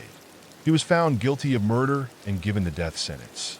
On June 25, 1959, Starkweather was put to death in the electric chair at the Nebraska State Penitentiary. Fugate was tried separately, and argued that she was an unwilling accomplice. On November 21, 1958, she was found guilty of murder and given a life sentence. Fugate was released from prison in 1976 after serving 17 years. The Starkweather-Fugate killing spree has had a significant influence on American culture. It is still one of the most notorious true crime stories in U.S. history. The spree raised issues regarding juvenile delinquency, the death penalty, and the nature of evil, which led to ongoing debates. The case sparked discussions and analysis about juvenile delinquency, the impact of the media on young people, the death penalty, and how to handle young offenders. The sensational murder of the crimes enthralled the public, and the media helped the couple become well-known. The Starkweather-Fugate case is still a significant and eerie example of a true crime spree in American history. On September 13, 1996, Tupac Shakur, a highly influential American rapper, was murdered in Las Vegas, Nevada. Tupac Shakur, also known as Tupac, was a rapper, actor, and social activist. He was a major player in the East Coast-West Coast hip-hop rivalry that characterized the 1990s. Tupac was signed to Death Row Records and was frequently at odds with East Coast artists, especially those affiliated with Bad Boy Records, like the Notorious Big. Tupac also attended the Bruce Sheldon-Mike Tyson boxing match at the MGM Grand Prix. His death is still one of the most talked about unresolved cases in the history of hip-hop. That on September 7, 1996, Tupac, Suge Knight, and their entourage got into a physical altercation with Orlando Anderson, a reputed member of the South Side Crips gang, in the MGM Grand lobby following the match. The altercation was caught on camera by the hotel's security cameras. Tupac and Suge Knight then left the MGM Grand and went to Club 662, Knight's nightclub, while waiting at a red light in a white 4-door late model Cadillac. Tupac was in the passenger seat of a black BMW driven by Knight that pulled up to the right side of Shakur and Knight's car a Cadillac driver opened fire quickly at the BMW, hitting Tupac 4 times, twice in the chest, once in the arm, and once in the thigh. Knight was grazed by a bullet fragment, but he was able to flee the scene anyway. When the police and paramedics flagged them down, Tupac was taken to the University Medical Center of Southern Nevada, where he was put on life support and had several surgeries at T4:03 p.m. He passed away from his injuries and was declared dead. Due to the altercation at the MGM Grand and his alleged gang affiliations, Orlando Anderson was the primary suspect in Tupac's murder investigation, which was marred by controversy, conspiracy theories, and number of suspects on September 13, 1996, 6 days after the shooting. Anderson denied involvement and was never charged. He was killed in an unrelated gang shooting in 1998. The murder was thought to be part of the ongoing gang wars between the Bloods associated with Death Row Records. The investigation was criticized for being poorly handled with allegations of corruption and lack of cooperation among witnesses. Tupac's murder remains officially unsolved, with no one ever being convicted for the crime. The rivalry between Death Row Records and Bad Boy Records, to which Anderson was connected, played a significant role. Some speculate that the Notorious Big might have had indirect involvement, though this has not been proven. Tupac's death had a profound impact on the music industry and pop culture. The Bear Brook murders, also known as the Allenstown Four, are a cold case that involves the discovery of the bodies of 4 unidentified females in Bear Brook State Park in Allenstown, New Hampshire. The case has perplexed investigators for decades because of its complexity and the numerous layers of gang affiliations, personal rivalries, and industry politics that make Tupac's murder one of the most enduring mysteries in the world of true crime. New Hampshire at lack of conclusive evidence on November 10, 1985. A hunter found a 55G metal drum next to a trail. Inside, they found the remains of an adult woman and a young girl. The bodies were dismembered and wrapped in plastic, suggesting they had been there for a while. The autopsy's findings indicated blunt force trauma as the cause of death. On May 9, 2000, a detective found another 55-gallon drum containing the remains of 2 young girls. Like the first discovery, the bodies were decomposed and wrapped in forensic evidence performed isotope testing on the victims' remains to ascertain their origins. The tests revealed that the victims had spent time in the northeastern United States. The initial discovery prompted thorough searches of the surrounding area and attempts to identify the victims through dental records and missing persons reports. But no matches were found. Investigators assumed the victims had been dead for several years prior to their discovery. The 4th victim, a young girl, was not biologically related to the other 3. Additional advancements in DNA technology in the 2010s, including genealogical DNA testing, provided additional insights. The testing indicated potential family connections, but still did not result in positive identifications. In 2017, authorities announced they had identified Terry Rasmussen, a convicted murderer, as the culprit.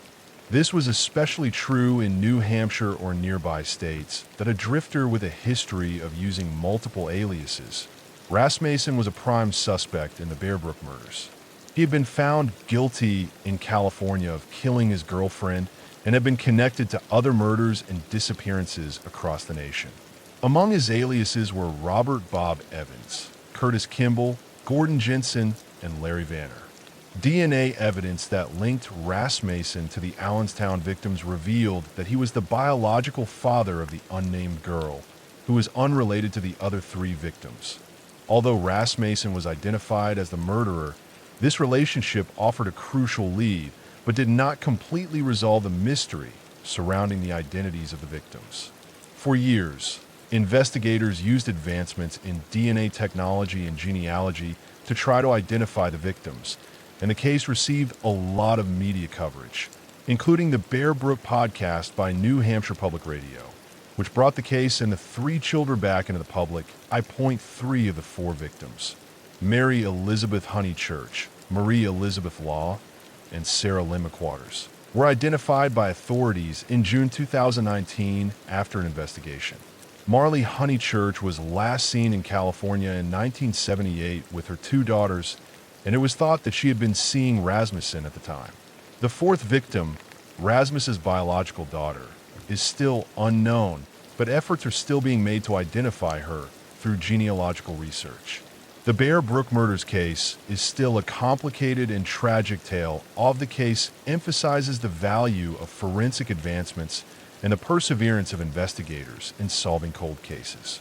New Jersey's John List family murders refer to the horrific case of familial homicide committed by John List, who was a serial killer who eluded capture for many years. The identification of the victims and the connection to Terry Rasmussen brought some closure to the families, but left many questions unanswered, particularly regarding the identity of Rasmussen's daughter and the full extent of his crimes that killed his wife, mother, and 3 children in their Westfield, New Jersey, home on November 9, 1971. The case is especially well known because of the careful preparation, the length of time the List escaped, and the horrifying motivations behind the killings.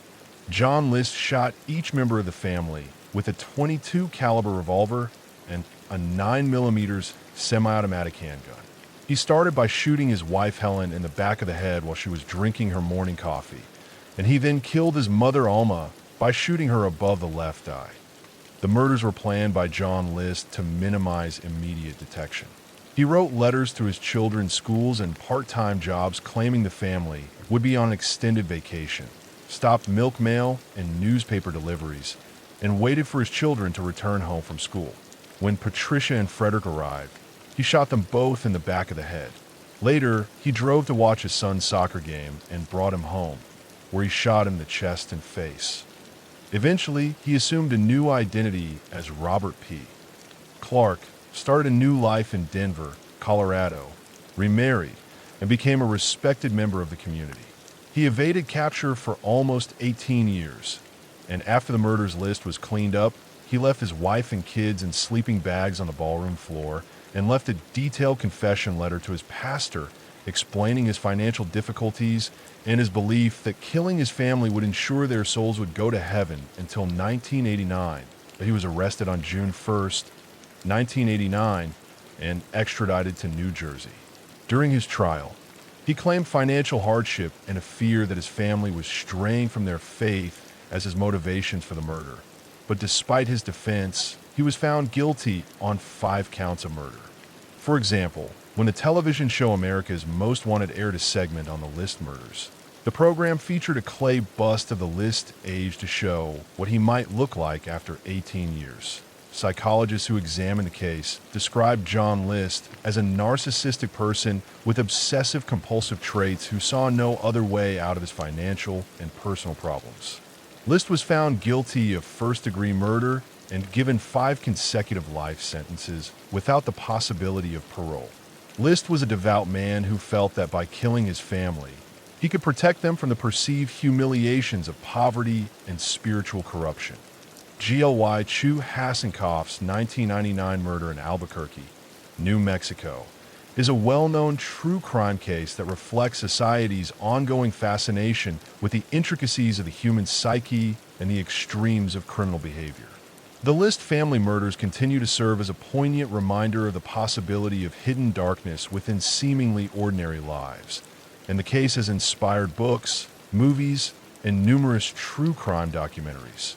GLY Chu Hassenkoff, who was born in Malaysia and immigrated to the United States after marrying Daisy and Hassenkoff in 1992, worked as a bank teller in Albuquerque, New Mexico. Armand Chavez Damon Hassan was a fraudster who claimed to be a geneticist and a doctor, despite the fact that he lacked any valid medical degrees. He was well known for his extravagant tales, which included claims of having created a cancer cure and being involved in the investigation swiftly shifted to Gurley's estranged husband, from whom she had filed for divorce earlier that year, citing fear for her life. When Gurley Chu Hassan failed to show up for work at the bank on September 9, 1999, worried co-workers reported her missing. When the police arrived at her apartment, they discovered evidence of a violent struggle, including bloodstains and signs of a cleanup. They also discovered a web of deceit and strange connections involving Dean Linda Henning, a local fashion designer, and a devotee of Dean Hassencroft, who fell in love with him and was greatly swayed by his strange tales. Henning was also arrested in relation to Gurley's disappearance, and one of Dean's associates, Bill Miller, was implicated as an accomplice. Miller had ties to both Dean and Henning, and he was involved in the conspiracy. The case took an odd turn when investigators discovered that Dyson had promised Henning and others that he was involved in a grand conspiracy and that Gurley was a part of a threat that needed to be eliminated in January 2002.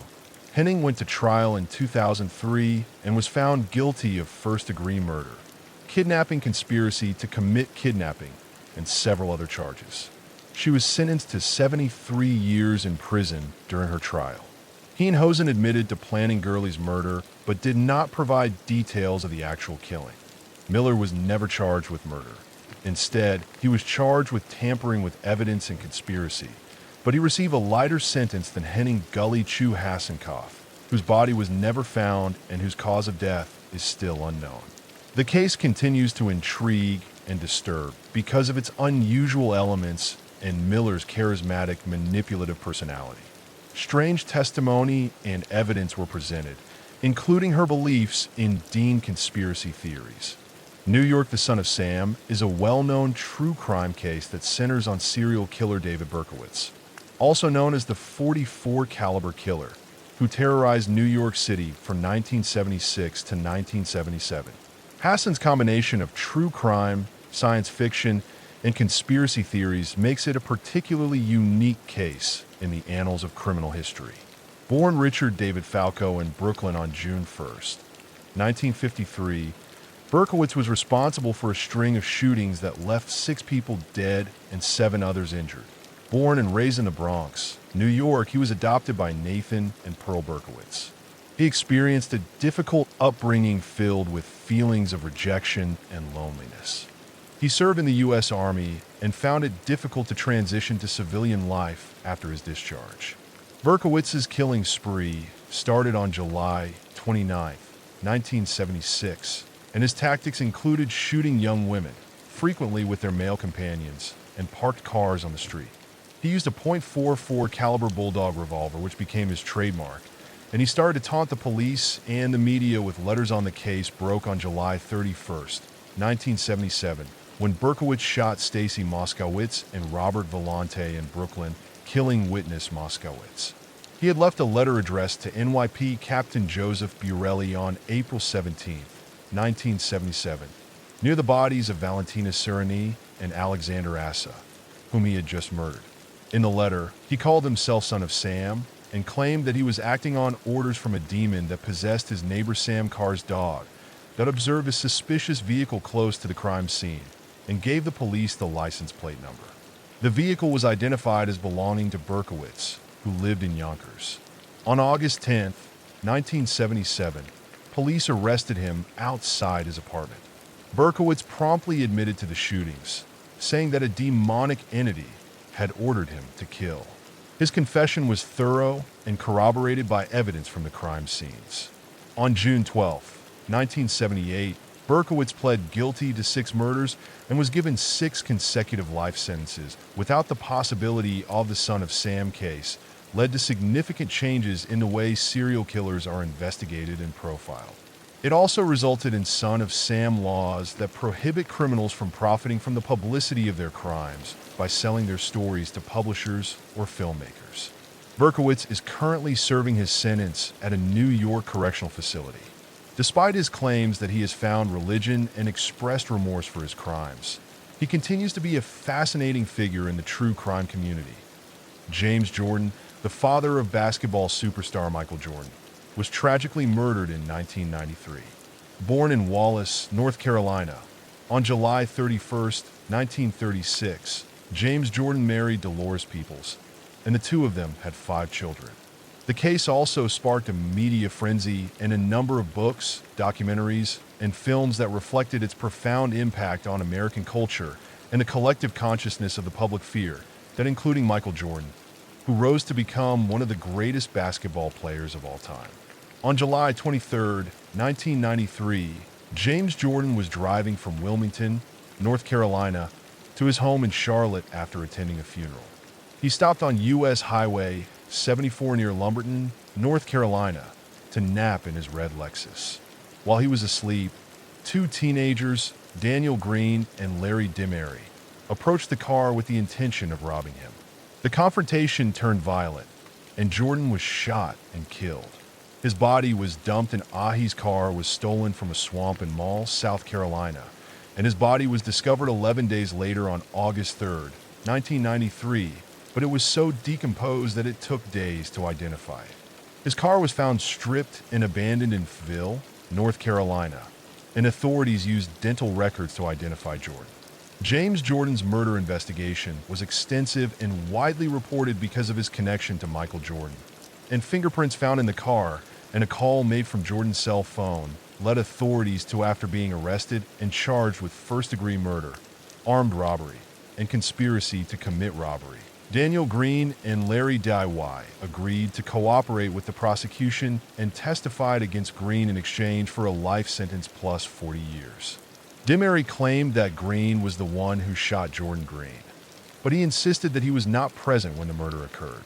Green was found guilty and given a life sentence plus 10 years.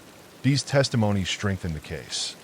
The case has continued to garner attention over the years with numerous appeals and legal maneuvers by Green, who has maintained his innocence and sought a new trial. Over the years, the case has seen numerous controversies and developments, with Green supporters arguing that his conviction was based on flawed evidence, including the gun used in the murder. Michael Jordan, who was deeply affected by his father's murder, retired from basketball shortly after the trial ended, though he later returned to the NBA to evidence an untrustworthy testimony, alleging that there were discrepancies in witness statements and procedural mistakes throughout the investigation and trial in 2020. Citing worries about possible evidence mishandling and inadequate legal counsel, the judge ordered a review of Green's case, which is still ongoing, and Green is still seeking exoneration. James Jordan's murder was a tragic event that not only affected the Jordan family, but also brought attention to issues of crime and violence on a national level and had a significant influence on Michael Jordan's life and career. The case continues to serve as a poignant reminder of the senseless and random nature of some violent crimes and the long-lasting effects they have on victims, their families, and communities in North Dakota. The murder of Savannah LaFontaine Graywind, a 22-year-old Spirit Lake member, occurred in Fargo, North Dakota in 2017. The horrific nature of the crime and the circumstances surrounding it garnered national attention. Tribe was 8 months pregnant when she passed away.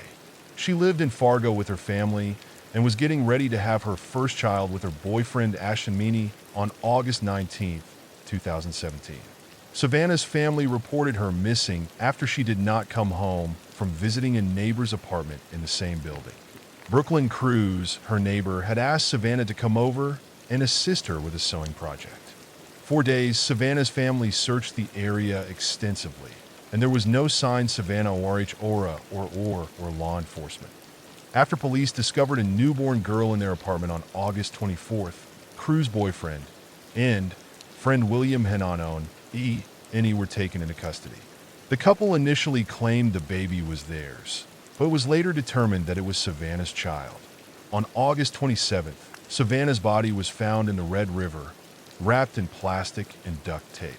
An autopsy showed that she had been murdered by homicidal violence, and the investigation revealed a horrifying plan by Cruz and Hanwon Brook. Although the cause of Savannah's death is unclear, it involved severe violence and blood loss. William Hone claimed that when he returned home, he discovered Cruz cleaning up the crime scene and a newborn baby in the apartment. Cruz admitted to luring Savannah to her apartment under the guise of needing assistance with sewing. Once Savannah was inside, Cruz attacked her and performed a crude C-section on her, cutting her open to remove the baby. Cruz was sentenced to life in prison without the possibility of parole after pleading guilty to conspiracy to commit kidnapping and murder in December 2017 and giving false information to law enforcement. He was found guilty of kidnapping but acquitted of conspiracy to commit murder. He was given a life sentence with the possibility of parole for the kidnapping charge. The case brought significant Savannah's murder sparked legislative action, including the introduction of Savannah's Act by U.S. Senator Heidi Heitkamp. This act appeared to improve data collection, coordination, and response regarding crimes against Native Americans, particularly women and girls. Savannah's family and community continue to honor her memory by fighting for justice and bringing attention to the ongoing crisis of missing and murdered Indigenous women. The Cleveland Strangler, also known as Anthony Soule, is an American serial killer who was found guilty in 2009 of killing 11 women in Cleveland, Ohio. His crimes were the subject of a widely reported investigation and trial, and Anthony Soule, who was born on August 19, 1959, had a difficult childhood filled with accusations of physical and sexual abuse. The case serves as a stark reminder of the brutality that can be inflicted upon vulnerable individuals and the significance of ongoing efforts to protect and seek justice for marginalized communities. Family, he served in the United States Marine Corps from 1978 to 1985 and was honorably discharged. Soule had previously been convicted of an attempted murder in 1989, for which he served 15 years in prison. In September 2009, a woman told the police that he had been abused at his home, which led to a search warrant for his home. On October 29, 2009, Cleveland police searched his home at 12205 Imperial Avenue and found 2 bodies in the living room. Later, they found more bodies buried in shallow graves in the basement. The remains of 11 women were found in the backyard. They had been strangled, and their bodies were in various states of decomposition. The majority of the victims were African American women who lived in Soule's neighborhood. Many of them had battled drug addiction or were known to frequent the neighborhood where Soule lived. Anthony Soule was arrested on October 31, 2009, and he first entered a not guilty plea due to insanity, later changed it. The trial started on June 6, 2011, and the prosecution presented evidence. Soule was convicted of 11 counts of aggravated murder and numerous other charges, including kidnapping, abuse, and abuse of a corpse. He was sentenced to death on August 10, 2011, after the discovery of the bodies and the severity of Soule's crimes shocked the Cleveland community and brought attention to systemic issues within law enforcement and community services. 6 IMS also included testimonies from surviving victims who described their assaults, and Soule did not testify in his defense on July 22, 2011. The Cleveland Strangler case is a stark reminder of the importance of community vigilance, adequate policing, and the struggles faced by vulnerable populations. Soule's legal team filed multiple appeals against his conviction and death, but these were denied.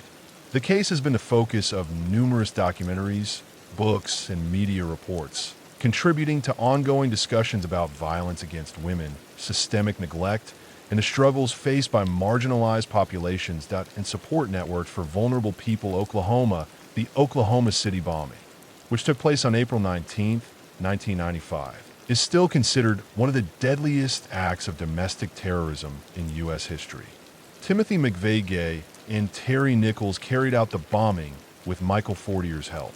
McVeigh, a Gulf War veteran, was motivated by his anti-government views and resentment over the way events like the Waco siege were handled, and Ruby Ridge Nichols, a friend and fellow anti-government militant, assisted McVeigh. McVeigh was greatly influenced by anti-government literature, especially the novel The Turner Diaries, which describes a violent overthrow of the U.S. government.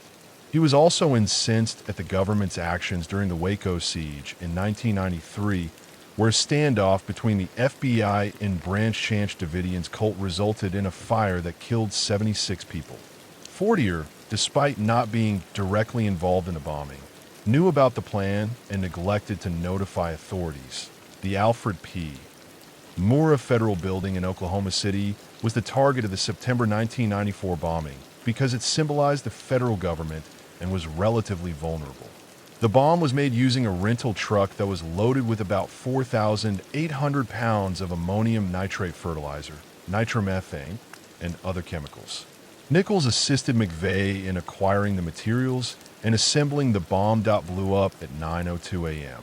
In the chaos that followed the explosion on April 19, 1995, McVeigh was stopped by an Oklahoma highway trooper for driving without a license plate and arrested for carrying a concealed weapon, according to fingerprints and other forensic evidence. The explosion destroyed or damaged 324 buildings within a 16-block radius, shattered glass in 258 nearby buildings, and destroyed or burned 86 cars, causing an estimated $652 million in damage.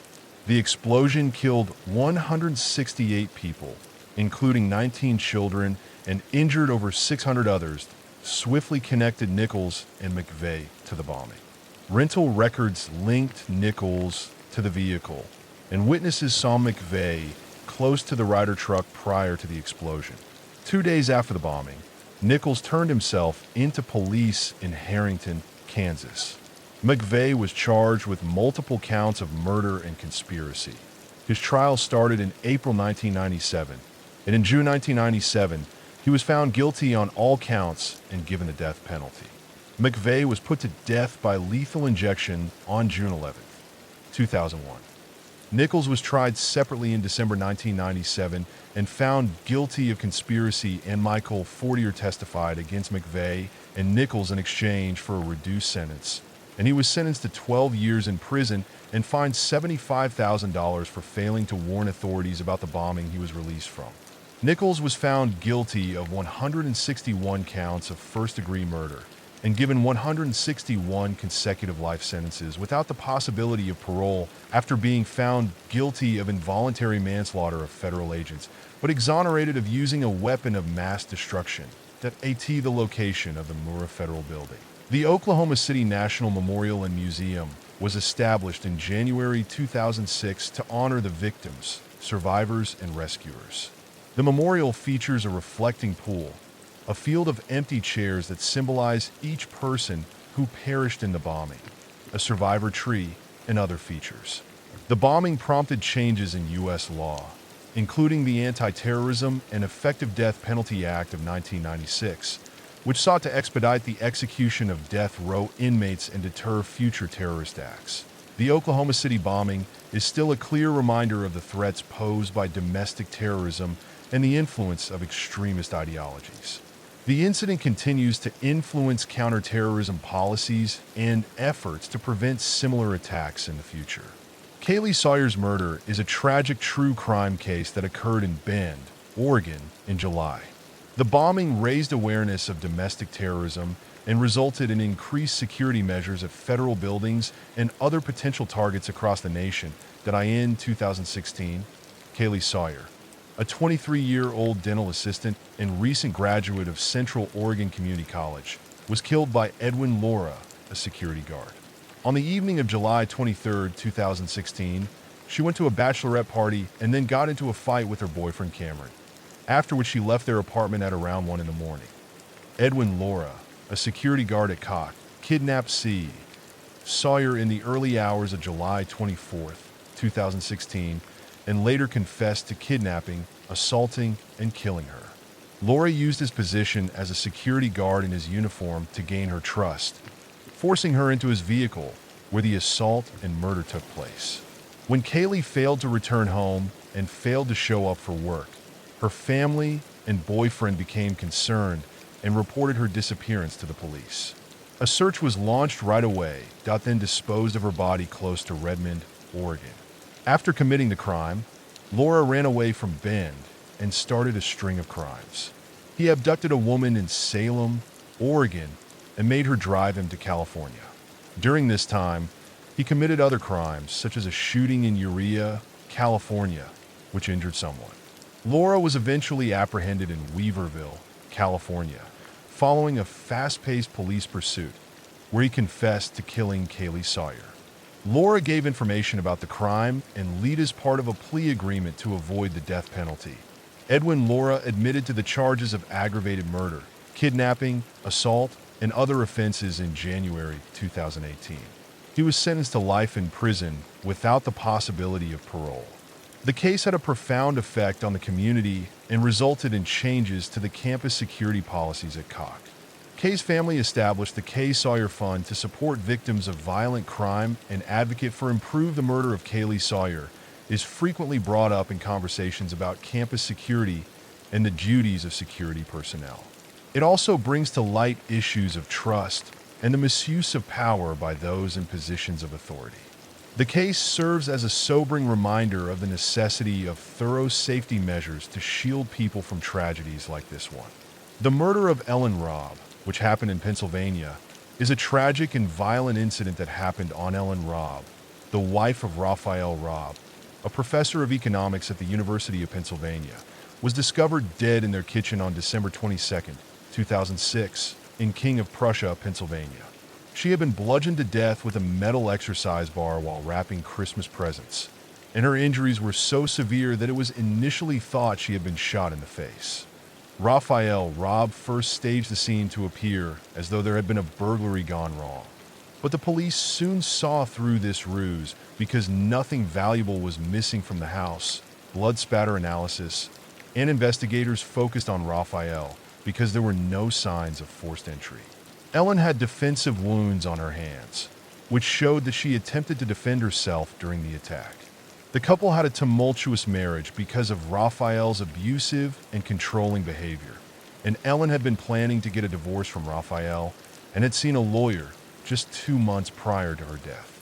On the day of the murder, an argument over holiday plans turned violent, and Raphael killed Ellen in a fit of rage. He confessed to the crime in 2007. That the case remains a poignant example of domestic violence and the serious consequences that can result from unresolved marital conflicts. Rhode Island Craig Price, also known as the Warwick Slasher, is a convicted American who entered into a plea deal and pled guilty to voluntary manslaughter. Raphael was sentenced to 5 to 10 years in prison and was released on parole in January 2017 after serving 10 years. He was ordered to pay $124 million in compensatory and punitive damages to his daughter Olivia Robb, who was 12 years old at the time of the murder. Craig Price was born on October 11, 1973, and grew up in a seemingly normal household in Warwick, Rhode Island. Price had a history of minor juvenile offenses, but nothing that would hint at the extreme violence he would later exhibit. Price was 13 when he committed his first murder, breaking into the home of Rebecca Spencer, a 27-year-old mother. This serial killer's case is notable not only because of the brutality of his murders, but also because he was a minor at the time of the crimes. On September 1, 1989, Price, then 15 years old, broke into the home of Joan Heaton, a 39-year-old woman who lived in his neighborhood. Inside, he brutally murdered Heaton and her 2 daughters, Jennifer Tim and Melissa 8. He stabbed Joan Heaton 57 times, Jennifer 62 times, and Melissa 30 times. The scene was gory with extreme overkill, indicating deep-seated rage. The murders shocked the Warwick community. Price had stabbed Spencer 58 times with a kitchen knife. The case went unsolved for 2 years. During the investigation, police found similarities between these killings and the unsolved murder of Rebecca Spencer Price. Price lived nearby, had been involved in minor crimes, and had been seen with injuries consistent with a struggle. On September 17, 1989, police questioned Price, who at first denied involvement but later admitted to all 4 murders.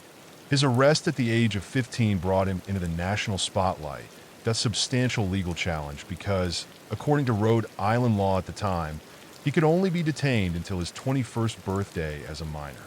This meant that, despite the seriousness of his crimes, Price would be released in a few years.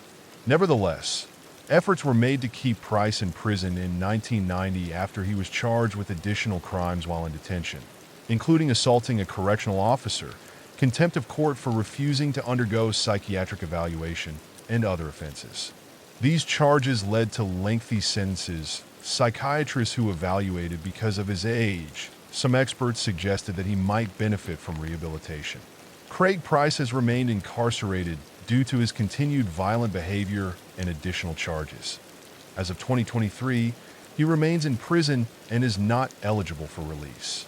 Price was diagnosed with antisocial personality disorder and other serious psychological issues. His lack of remorse and extreme violence suggested deep-rooted anger and sociopathy. His case led to changes in Rhode Island laws regarding juvenile offenders and the treatment of the Craig Price murders, which involved young, violent criminals, bring to light the difficulties of dealing with juvenile offenders who commit horrific crimes. His case is still being researched and discussed in relation to criminal justice reform and the psychological assessment of young offenders in South Carolina.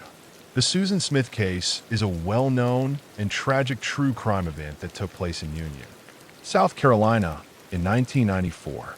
Susan Lee Smith was born in Union, South Carolina on September 26, 1971, and had a difficult childhood. These early traumatic events, which included her parents' divorce when she was 7 years old and her father's suicide when she was 6, were exacerbated by claims of abuse by her stepfather. On October 25, 1994, Susan Smith told police that an African-American man had stolen her car while her two young sons, Michael, 3, and Alexander, 14 months old, were still inside. She said the carjacking happened at a red light at Monarch Mills, a location in Union, and Smith publicly begged for her son's return. When investigators confronted Susan Smith about the inconsistencies in her story, she confessed to fabricating the carjacking story in a shocking revelation on November 3, 1994. The case involved children, and a massive search operation was initiated involving local, state, and federal law enforcement agencies. Smith admitted to driving her car to John D. Long Lake, strapping her children into car seats, and letting the car roll into the lake where it drowned the boys. Susan Smith's romantic relationship with a wealthy local man named Tom Finley, who reportedly ended their relationship because he did not want children, was the main reason behind the murders, according to evidence that refuted her claims. Smith's desire to keep the relationship going and her perception that her children would be a hindrance drove her to take tragic and desperate actions. In July 1995, Susan Smith was tried for the murders of her two sons, and the prosecution argued for the death penalty, emphasizing the jury found Susan Smith guilty of 2 counts of first-degree murder on July 22, 1995, sparing her the death penalty and sent her life in prison with the possibility of parole after 30 years, meaning she will be eligible for parole in 2024. The case had a significant impact on the Union community and received extensive media coverage, igniting conversations about mental health parental care. The defense emphasized the premeditated nature of the crime and the deceit involved, that responsibilities in the criminal justice system. Susan Smith has continued to serve time in prison at the Leth Correctional Institution in Greenwood, South Carolina. Because of the nature of the crime, the media coverage it garnered, and the wider social issues it affected in South Dakota, the Susan Smith case continues to rank among the most well-known true crime cases in American history. The James McVeigh case is a noteworthy true crime incident that took place in South Dakota in 2011 and involved 41-year-old James Vernon McVeigh, who had a troubled past. McVeigh had recently been released on parole after serving a prison sentence at the South Dakota State Penitentiary for a number of offenses, including a history of criminal activity and mental health issues. On July 2, 2011, McVeigh broke into Mabel Shine's home early in the morning and brutally stabbed her to death while she was sleeping. He then stole her credit cards and car money with the intention of using them to travel to Washington, D.C., where he intended to assassinate President Barack Obama. The following day, July 3, 2011, McVeigh was caught in Madison, Wisconsin, after being seen driving Shin's stolen car. He was arrested without incident and extradited back to South Dakota. He was charged with first-degree murder, burglary, and grand theft. During the trial, McVeigh pled guilty to the charges. Admitting his intent to end November 2012, McVeigh was found guilty and sentenced to death. The case went through several appeals and legal proceedings, with McVeigh's mental health being a central issue. McVeigh was sentenced to death and placed on death row, but his mental health issues continued to be a point of contention. His defense team argued for leniency based on his psychological state and highlighted his long history of mental illness, including schizophrenia. The legal battle surrounding James McVeigh's case came to an abrupt end on April 11, 2014, when he was discovered dead in his prison cell from what appeared to be self-murder. The case brought to light issues regarding the criminal justice system's handling of mentally ill offenders, the use of the death penalty, and the need for better mental health care both inside and outside the prison system. The James McVeigh case is still a significant and tragic event in South Dakota's recent criminal history, illustrating the complicated relationship between mental illness and violent crime, as well as the difficulties the legal system faces in resolving these issues. The Holly Bobo case is a tragic and intricate true crime story that garnered national attention in the United States. On the morning of April 13, 2011, Holly Bobo, a 20-year-old nursing student from Darden, Tennessee, vanished. The investigation and trials that followed told a horrific story of kidnapping, murder, and a community fight for justice. Her brother, Clinton Bobo, last saw Holly Bobo outside their Darden, Tennessee family home. Clint claimed to have seen Holly being led into the woods by a man in camouflage, but he quickly realized something was wrong when he noticed blood outside the house. Holly's mother called 911 after Clint informed her of what he had seen, and a massive search was initiated. The search for Holly Bobo was extensive and involved volunteers from several law enforcement agencies, as well as the Holly remained missing for years despite the FBI's efforts to find her. Several people were questioned and arrested during the investigation, but major breakthroughs didn't come until March 2014, when Zach Adams was charged with Holly Bobo's kidnapping and murder. His brother Dylan Adams, as well as another man named Jazz and I, were also implicated in the crime. The Adams brothers and I were accused of kidnapping Holly, taking her to a remote location, and then killing her.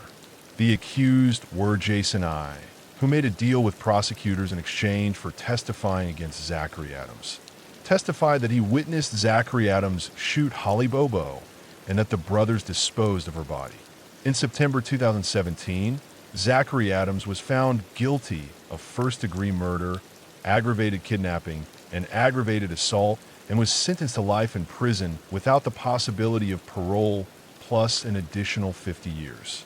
The intricate and drawn-out trial of Zachary Adams began in September 2017, facilitation of first-degree murder, aggravated kidnapping, and aggravated assault in January 2018.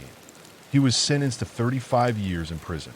Holly Bobo's remains were found in a wooded area in Decatur County, Tennessee, in September 2014 by two men looking for Gene Singh. The remains were identified through DNA testing and dental records, which provided vital evidence in the accused prosecution. The case had a significant impact on the local community and beyond. The Holly Bobo case is a tragic example of a senseless crime that devastated a family and a community. The lengthy investigation and legal proceedings highlighted the difficulties of solving such cases and the perseverance required to bring the case to justice. The investigation was extensively covered by the media, bringing national attention to the case. Her family, friends, and the community were deeply affected by the tragedy and participated in numerous events and efforts to keep her memory alive and to support the search for justice. Despite the case's resolution, the loss of Holly Bobo serves as a sobering reminder of the devastating effects of violent crime in Texas.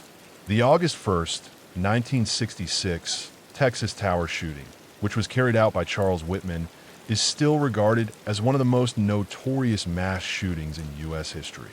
The tragedy occurred at the University of Texas, Austin, and had a significant impact on both the community and the country. Whitman was born in Lake Worth, Florida, on June 24, 1941, and was the oldest of three sons in a strict he was an Eagle Scout and a Marine, known for his intelligence and proficiency in marksmanship. After being honorably discharged from the Marines, Whitman enrolled at the University of Texas at Austin in 1961 to study architectural engineering, but he later changed his major despite academic and personal challenges, such as a tumultuous marriage and financial difficulties. Whitman's father, Charles Whitman Jr., was a self-made man who enforced strict discipline despite the harsh upbringing, preserved a facade of normalcy in the months preceding the shooting. Whitman suffered from severe psychological distress. He sought assistance from the university's mental health center, voicing concerns about his violent impulses and irrational thoughts. He even mentioned his desire to climb onto the tower with a deer rifle and begin shooting people. Despite these alarming statements, no decisive action was taken to stop Whitman's mental turmoil, and on the evening of July 31st, 1966, Whitman wrote a note to himself revealing his deep distress. On the morning of August 1st, Whitman gathered an arsenal of weapons and supplies, including rifles, shotguns, pistols, ammunition, food, water, and other survival gear. He then, after expressing regret for his actions, explained his plan to kill his mother and wife in order to spare them from what he believed to be the inevitable suffering. Later that night, he killed his mother, Margaret Whitman, and his wife, Kathy Whitman. He pretended that these items were research equipment and climbed to the observation deck of the main building's tower at the University of at around 11:48 a.m. in Texas. The shooting spree lasted for approximately 96 minutes, during which Whitman killed 14 people and wounded 31 others. The initial confusion and chaos hindered the police response, as civilians, including students and faculty, tried to rescue the wounded while others provided cover fire to divert Whitman police officers Houston McCoy. Whitman started firing from the tower's observation deck, which was 231 feet high. He first targeted people on the ground before firing at anyone who came into his line of sight. Finally, 1:24 p.m., Romero Martinez and civilian Alan Crum climbed the tower and faced Whitman McCoy, who Martinez shot and killed. The Texas Tower shooting was a turning point in U.S. history that highlighted the need for improved mental health care. The investigation that followed the massacre showed the extent of Whitman's planning and mental instability. An autopsy also found a pecan-sized brain tumor that some believe may have influenced his behavior, though its precise impact is still unknown. The Texas Tower shooting remains a tragic reminder of the devastating impact of untreated mental illness. The incident also sparked discussions on gun control, mental health, and public safety issues that are still relevant today. Additionally, it led to changes in law enforcement tactics for dealing with active shooter situations. The victims are remembered through various memorials and tributes, including plaques and annual commemorations at the University of Texas. The abduction of Elizabeth Smart, a young girl from her Salt Lake City, Utah, home, and her eventual rescue 9 months later, is one of the most well-known true crime cases in the United States. It highlights the significance of alertness and readiness in preventing such atrocities. Elizabeth Smart was abducted on June 5, 2002, at around 2 in the morning. Mary Catherine Smart was 14 years old when she was kidnapped from her bedroom in her family's home in the Federal Heights neighborhood of Salt Lake City, Utah. Her 99-year-old sister was in the bedroom at the time of the kidnapping, so she pretended to be asleep and later told her parents and the police what had happened. Brian David Mitchell, a drifter and self-proclaimed prophet who went by the name Emmanuel, had briefly worked as a handyman for the Smart family as a handyman before that accomplice assisted and took part in Elizabeth Mitchell's kidnapping and subsequent captivity.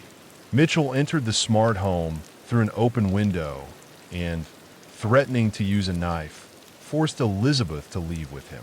They walked several miles to a makeshift campsite in the woods where a bar was waiting. Elizabeth was made to wear a robe and veil and was chained to a tree.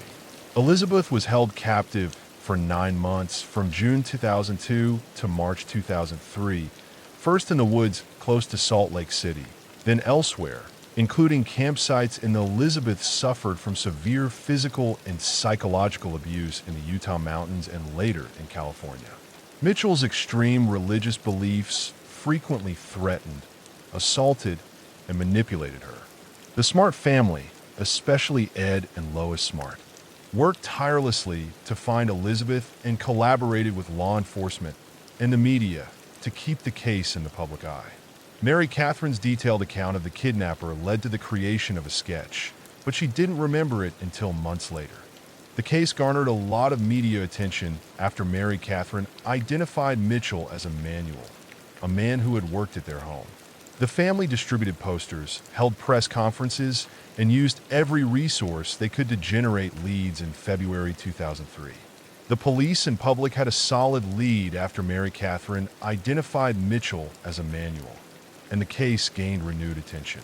On March 12, 2003, Mitchell Barr and Elizabeth were spotted in Sandy, Utah, walking down a street that on March 12, 2003, about 18 miles from her home, Elizabeth Smart was rescued.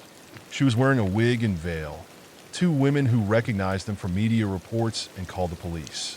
At first, she was reluctant to identify herself, probably out of fear and trauma, but she eventually confirmed that she was Elizabeth Smart. Brian David Mitchell was charged with several crimes, including kidnapping, assault, and burglary after it was determined that she was mentally competent to stand trial, that he was found guilty at trial in December 2010 and given a life sentence without the possibility of parole. Wanda Barr was also charged and found guilty, receiving a 15-year sentence in federal prison, which she served, including the time before entering her plea. Elizabeth Smart has since become a well-known advocate for missing people and assault victims, and she has written a memoir about her experience and given numerous public speeches. Elizabeth later got married. The abduction and eventual rescue of Elizabeth Smart is a terrifying yet inspirational tale of survival and resiliency.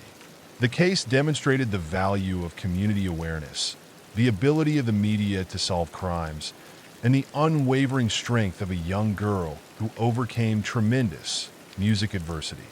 Matthew Gilmore in 2012, and they have children together. She continues to work on raising awareness and supporting victims through the Elizabeth Smart Foundation.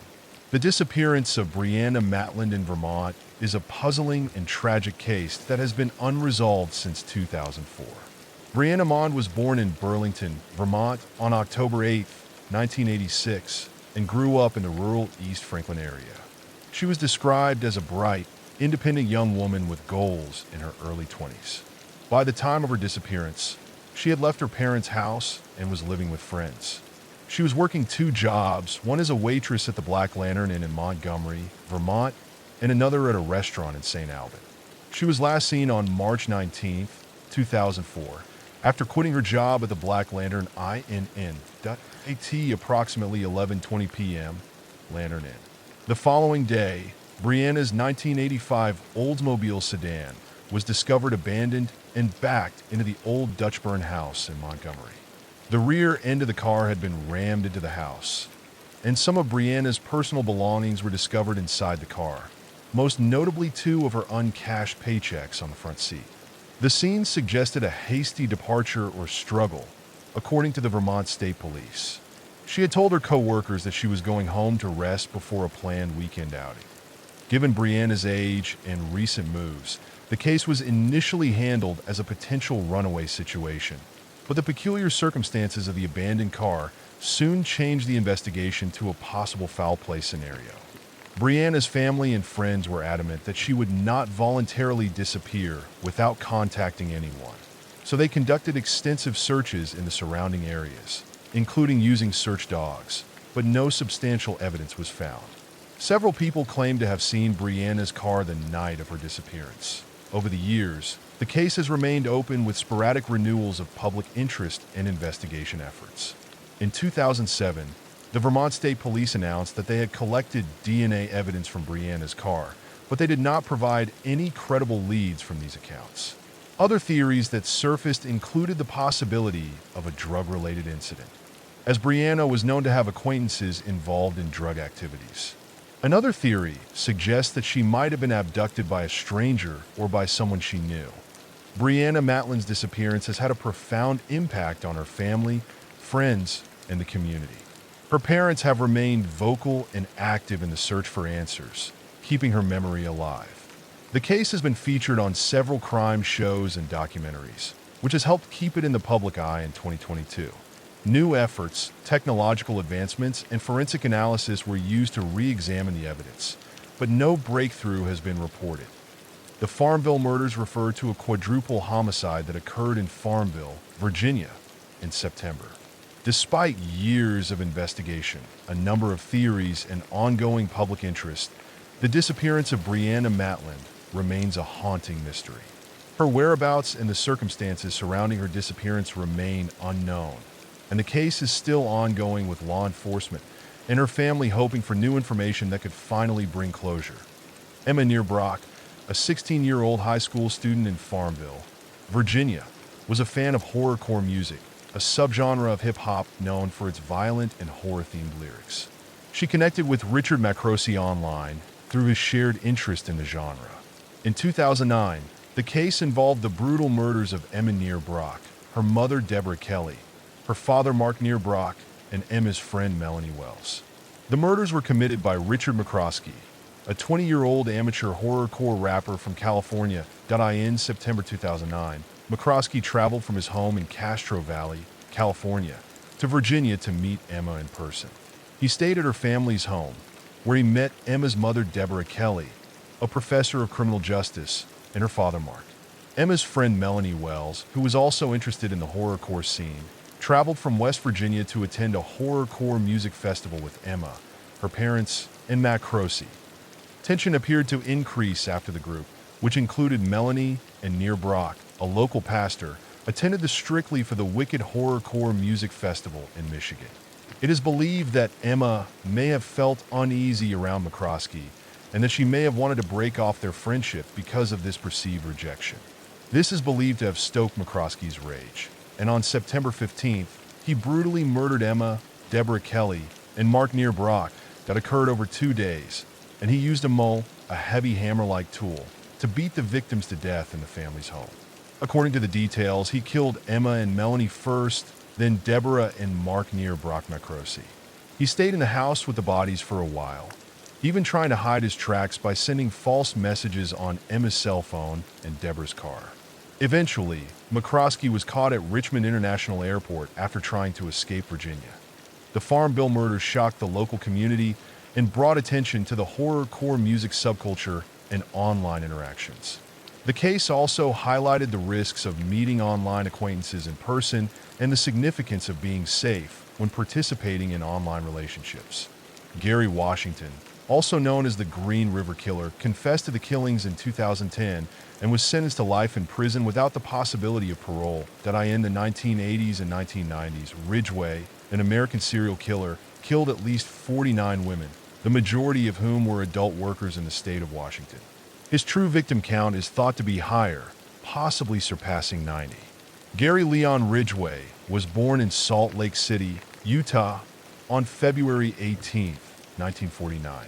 He had a difficult childhood, with a difficult relationship with his controlling mother and a bedwetting issue that she reportedly punished severely.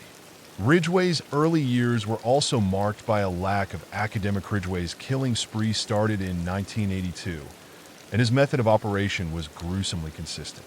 He would usually pick up women, usually adult workers or runaways, along Pacific Highway South in Seattle and Tacoma. After earning their trust, Ridgway would strangle them to death, frequently with belts or ropes, and then dispose of their bodies in wooded areas, frequently returning to the SCS to participate in necrophilia with the decaying bodies. Despite the fact that many bodies have been found and extensive investigations have been conducted, the police were unable to identify the Green River Killer. The FBI was called in to help, and profiler John E. Douglas was instrumental in creating a psychological profile of the suspect, predicting that he would be a local man with a history of failed relationships and an interest in adult magazines. The breakthrough in DNA evidence marked a turning point in the investigation. In 2001, Ridgway was arrested outside the truck factory, where he worked as a spray painter after DNA evidence connected him to the murders of multiple victims. Although Ridgway initially denied the charges, the evidence against him was overwhelming, and in 2003, he struck a plea deal to avoid the death penalty. Ridgway confessed to 48 murders, though he later acknowledged that he had killed at least 71 women.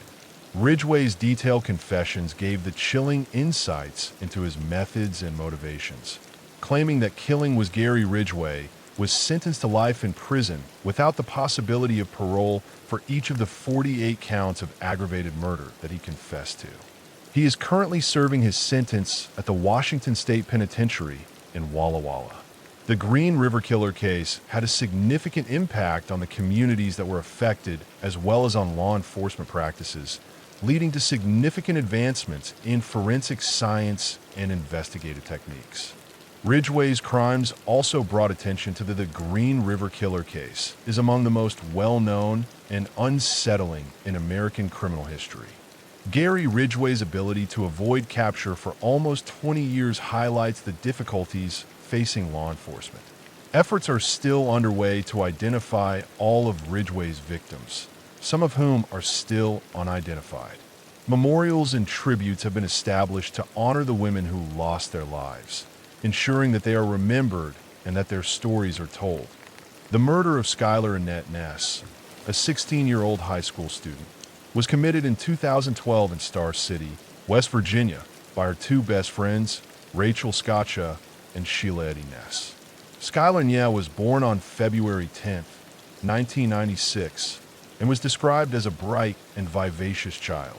Although his eventual capture and confession brought some justice to the victims and their families, the scars of his crimes still exist in West Virginia. At University High School, Skylar, a girl with a bright future, became close friends with Sheila Eddy and Rachel Shaw. On the evening of July 5, 2012, Skylar's niece sneaked out of her family's apartment to meet Sheila and Rachel. Surveillance footage from the apartment complex showed Skylar getting into a car at around midnight, which was the last time she was seen alive. When Skylar failed to return home, her parents Dave and Mary Niece reported her missing the following day, and at first the police thought she had fled. The case took a dramatic turn in December 2012 when Rachel Shaw had a mental breakdown and admitted to her involvement in Skylar's murder. She revealed that she and Sheila had planned and carried out the murder because they no longer wanted to be friends with her. According to Rachel's confession, she and Sheila had picked up Skylar and fled, but her parents insisted that she would not flee without her contact lenses or other necessities, driven her to a secluded location close to the Pennsylvania border, where they repeatedly stabbed her until she passed away. After failing to bury her body, they covered it with branches and other debris. On January 16, 2013, Rachel escorted the police to the location where they had left Skylar's body. Because of the decomposition, it was initially difficult to identify her remains, but dental records verified her identity. In May 2013, Rachel Shaw pled guilty to second-degree murder and was given a 30-year sentence. Sheila Eddy, who at first claimed innocence, was found guilty of first-degree murder in January 2014 and sentenced to life in prison with the possibility of parole after 15 years. Her murder of Skylar shocked the local community and garnered national attention, highlighting the dark side of teenage friendships and the potential for seemingly innocuous conflicts to turn violent. Since then, Skylar's parents have pushed for changes in the Skylar story, serves as a poignant reminder of the complexities of adolescent relationships and the importance of vigilance in protecting young people from harm. Her tragic death continues to resonate with those who seek to understand and prevent such senseless acts of violence. Wisconsin Ed Gein, also known as the Butcher of Plainfield, was an American. Laws pertaining to missing persons led to the creation of Skylar's Law, which requires an immediate Amber Alert for all missing children, not just those thought to have been abducted. Ed Gein, born on August 27, 1906, in La Crosse, Wisconsin, to George and Augusta Game, was a criminal whose horrific murders and grave robberies shocked the country in the 1950s. His crimes inspired several classic horror films, such as Psycho, The Texas Chainsaw Massacre, and The Silence of the Lambs. He had an older brother named Harry. His mother was a controlling, deeply religious woman who made her sons fear women and sexuality. She kept them away from the outside world and taught them that all women except herself were naturally after his mother passed away. Gain lived alone on the family farm in Plainfield, Wisconsin. His isolation and his unhealthy attachment to his mother caused him to withdraw even more into his fantasies. Gaines started stealing corpses from nearby cemeteries and bringing body parts back to his farm to fashion out trophies and keepsakes he acknowledged making at least once. Gaines' father died in 1940, and his brother Henry died inexplicably in 1944, and Augusta died in 1945, leaving him completely alone and devastated. The first confirmed murder was that of Mary Hogan, a tavern owner who vanished in 1954. The second known victim was Bernice Warden, a hardware store owner who vanished on November 16, 1957. Gain was apprehended shortly after Warden's disappearance because he was the last customer at her store. The disappearance of Bernice Warden led police to Gaines' farm, where they discovered the decapitated body of Warden hanging in a shed. Initially sent to Central State Hospital for the criminally insane in 1968, Gain was found to be unfit to stand trial after being found guilty of first-degree murder, but later declared legally insane.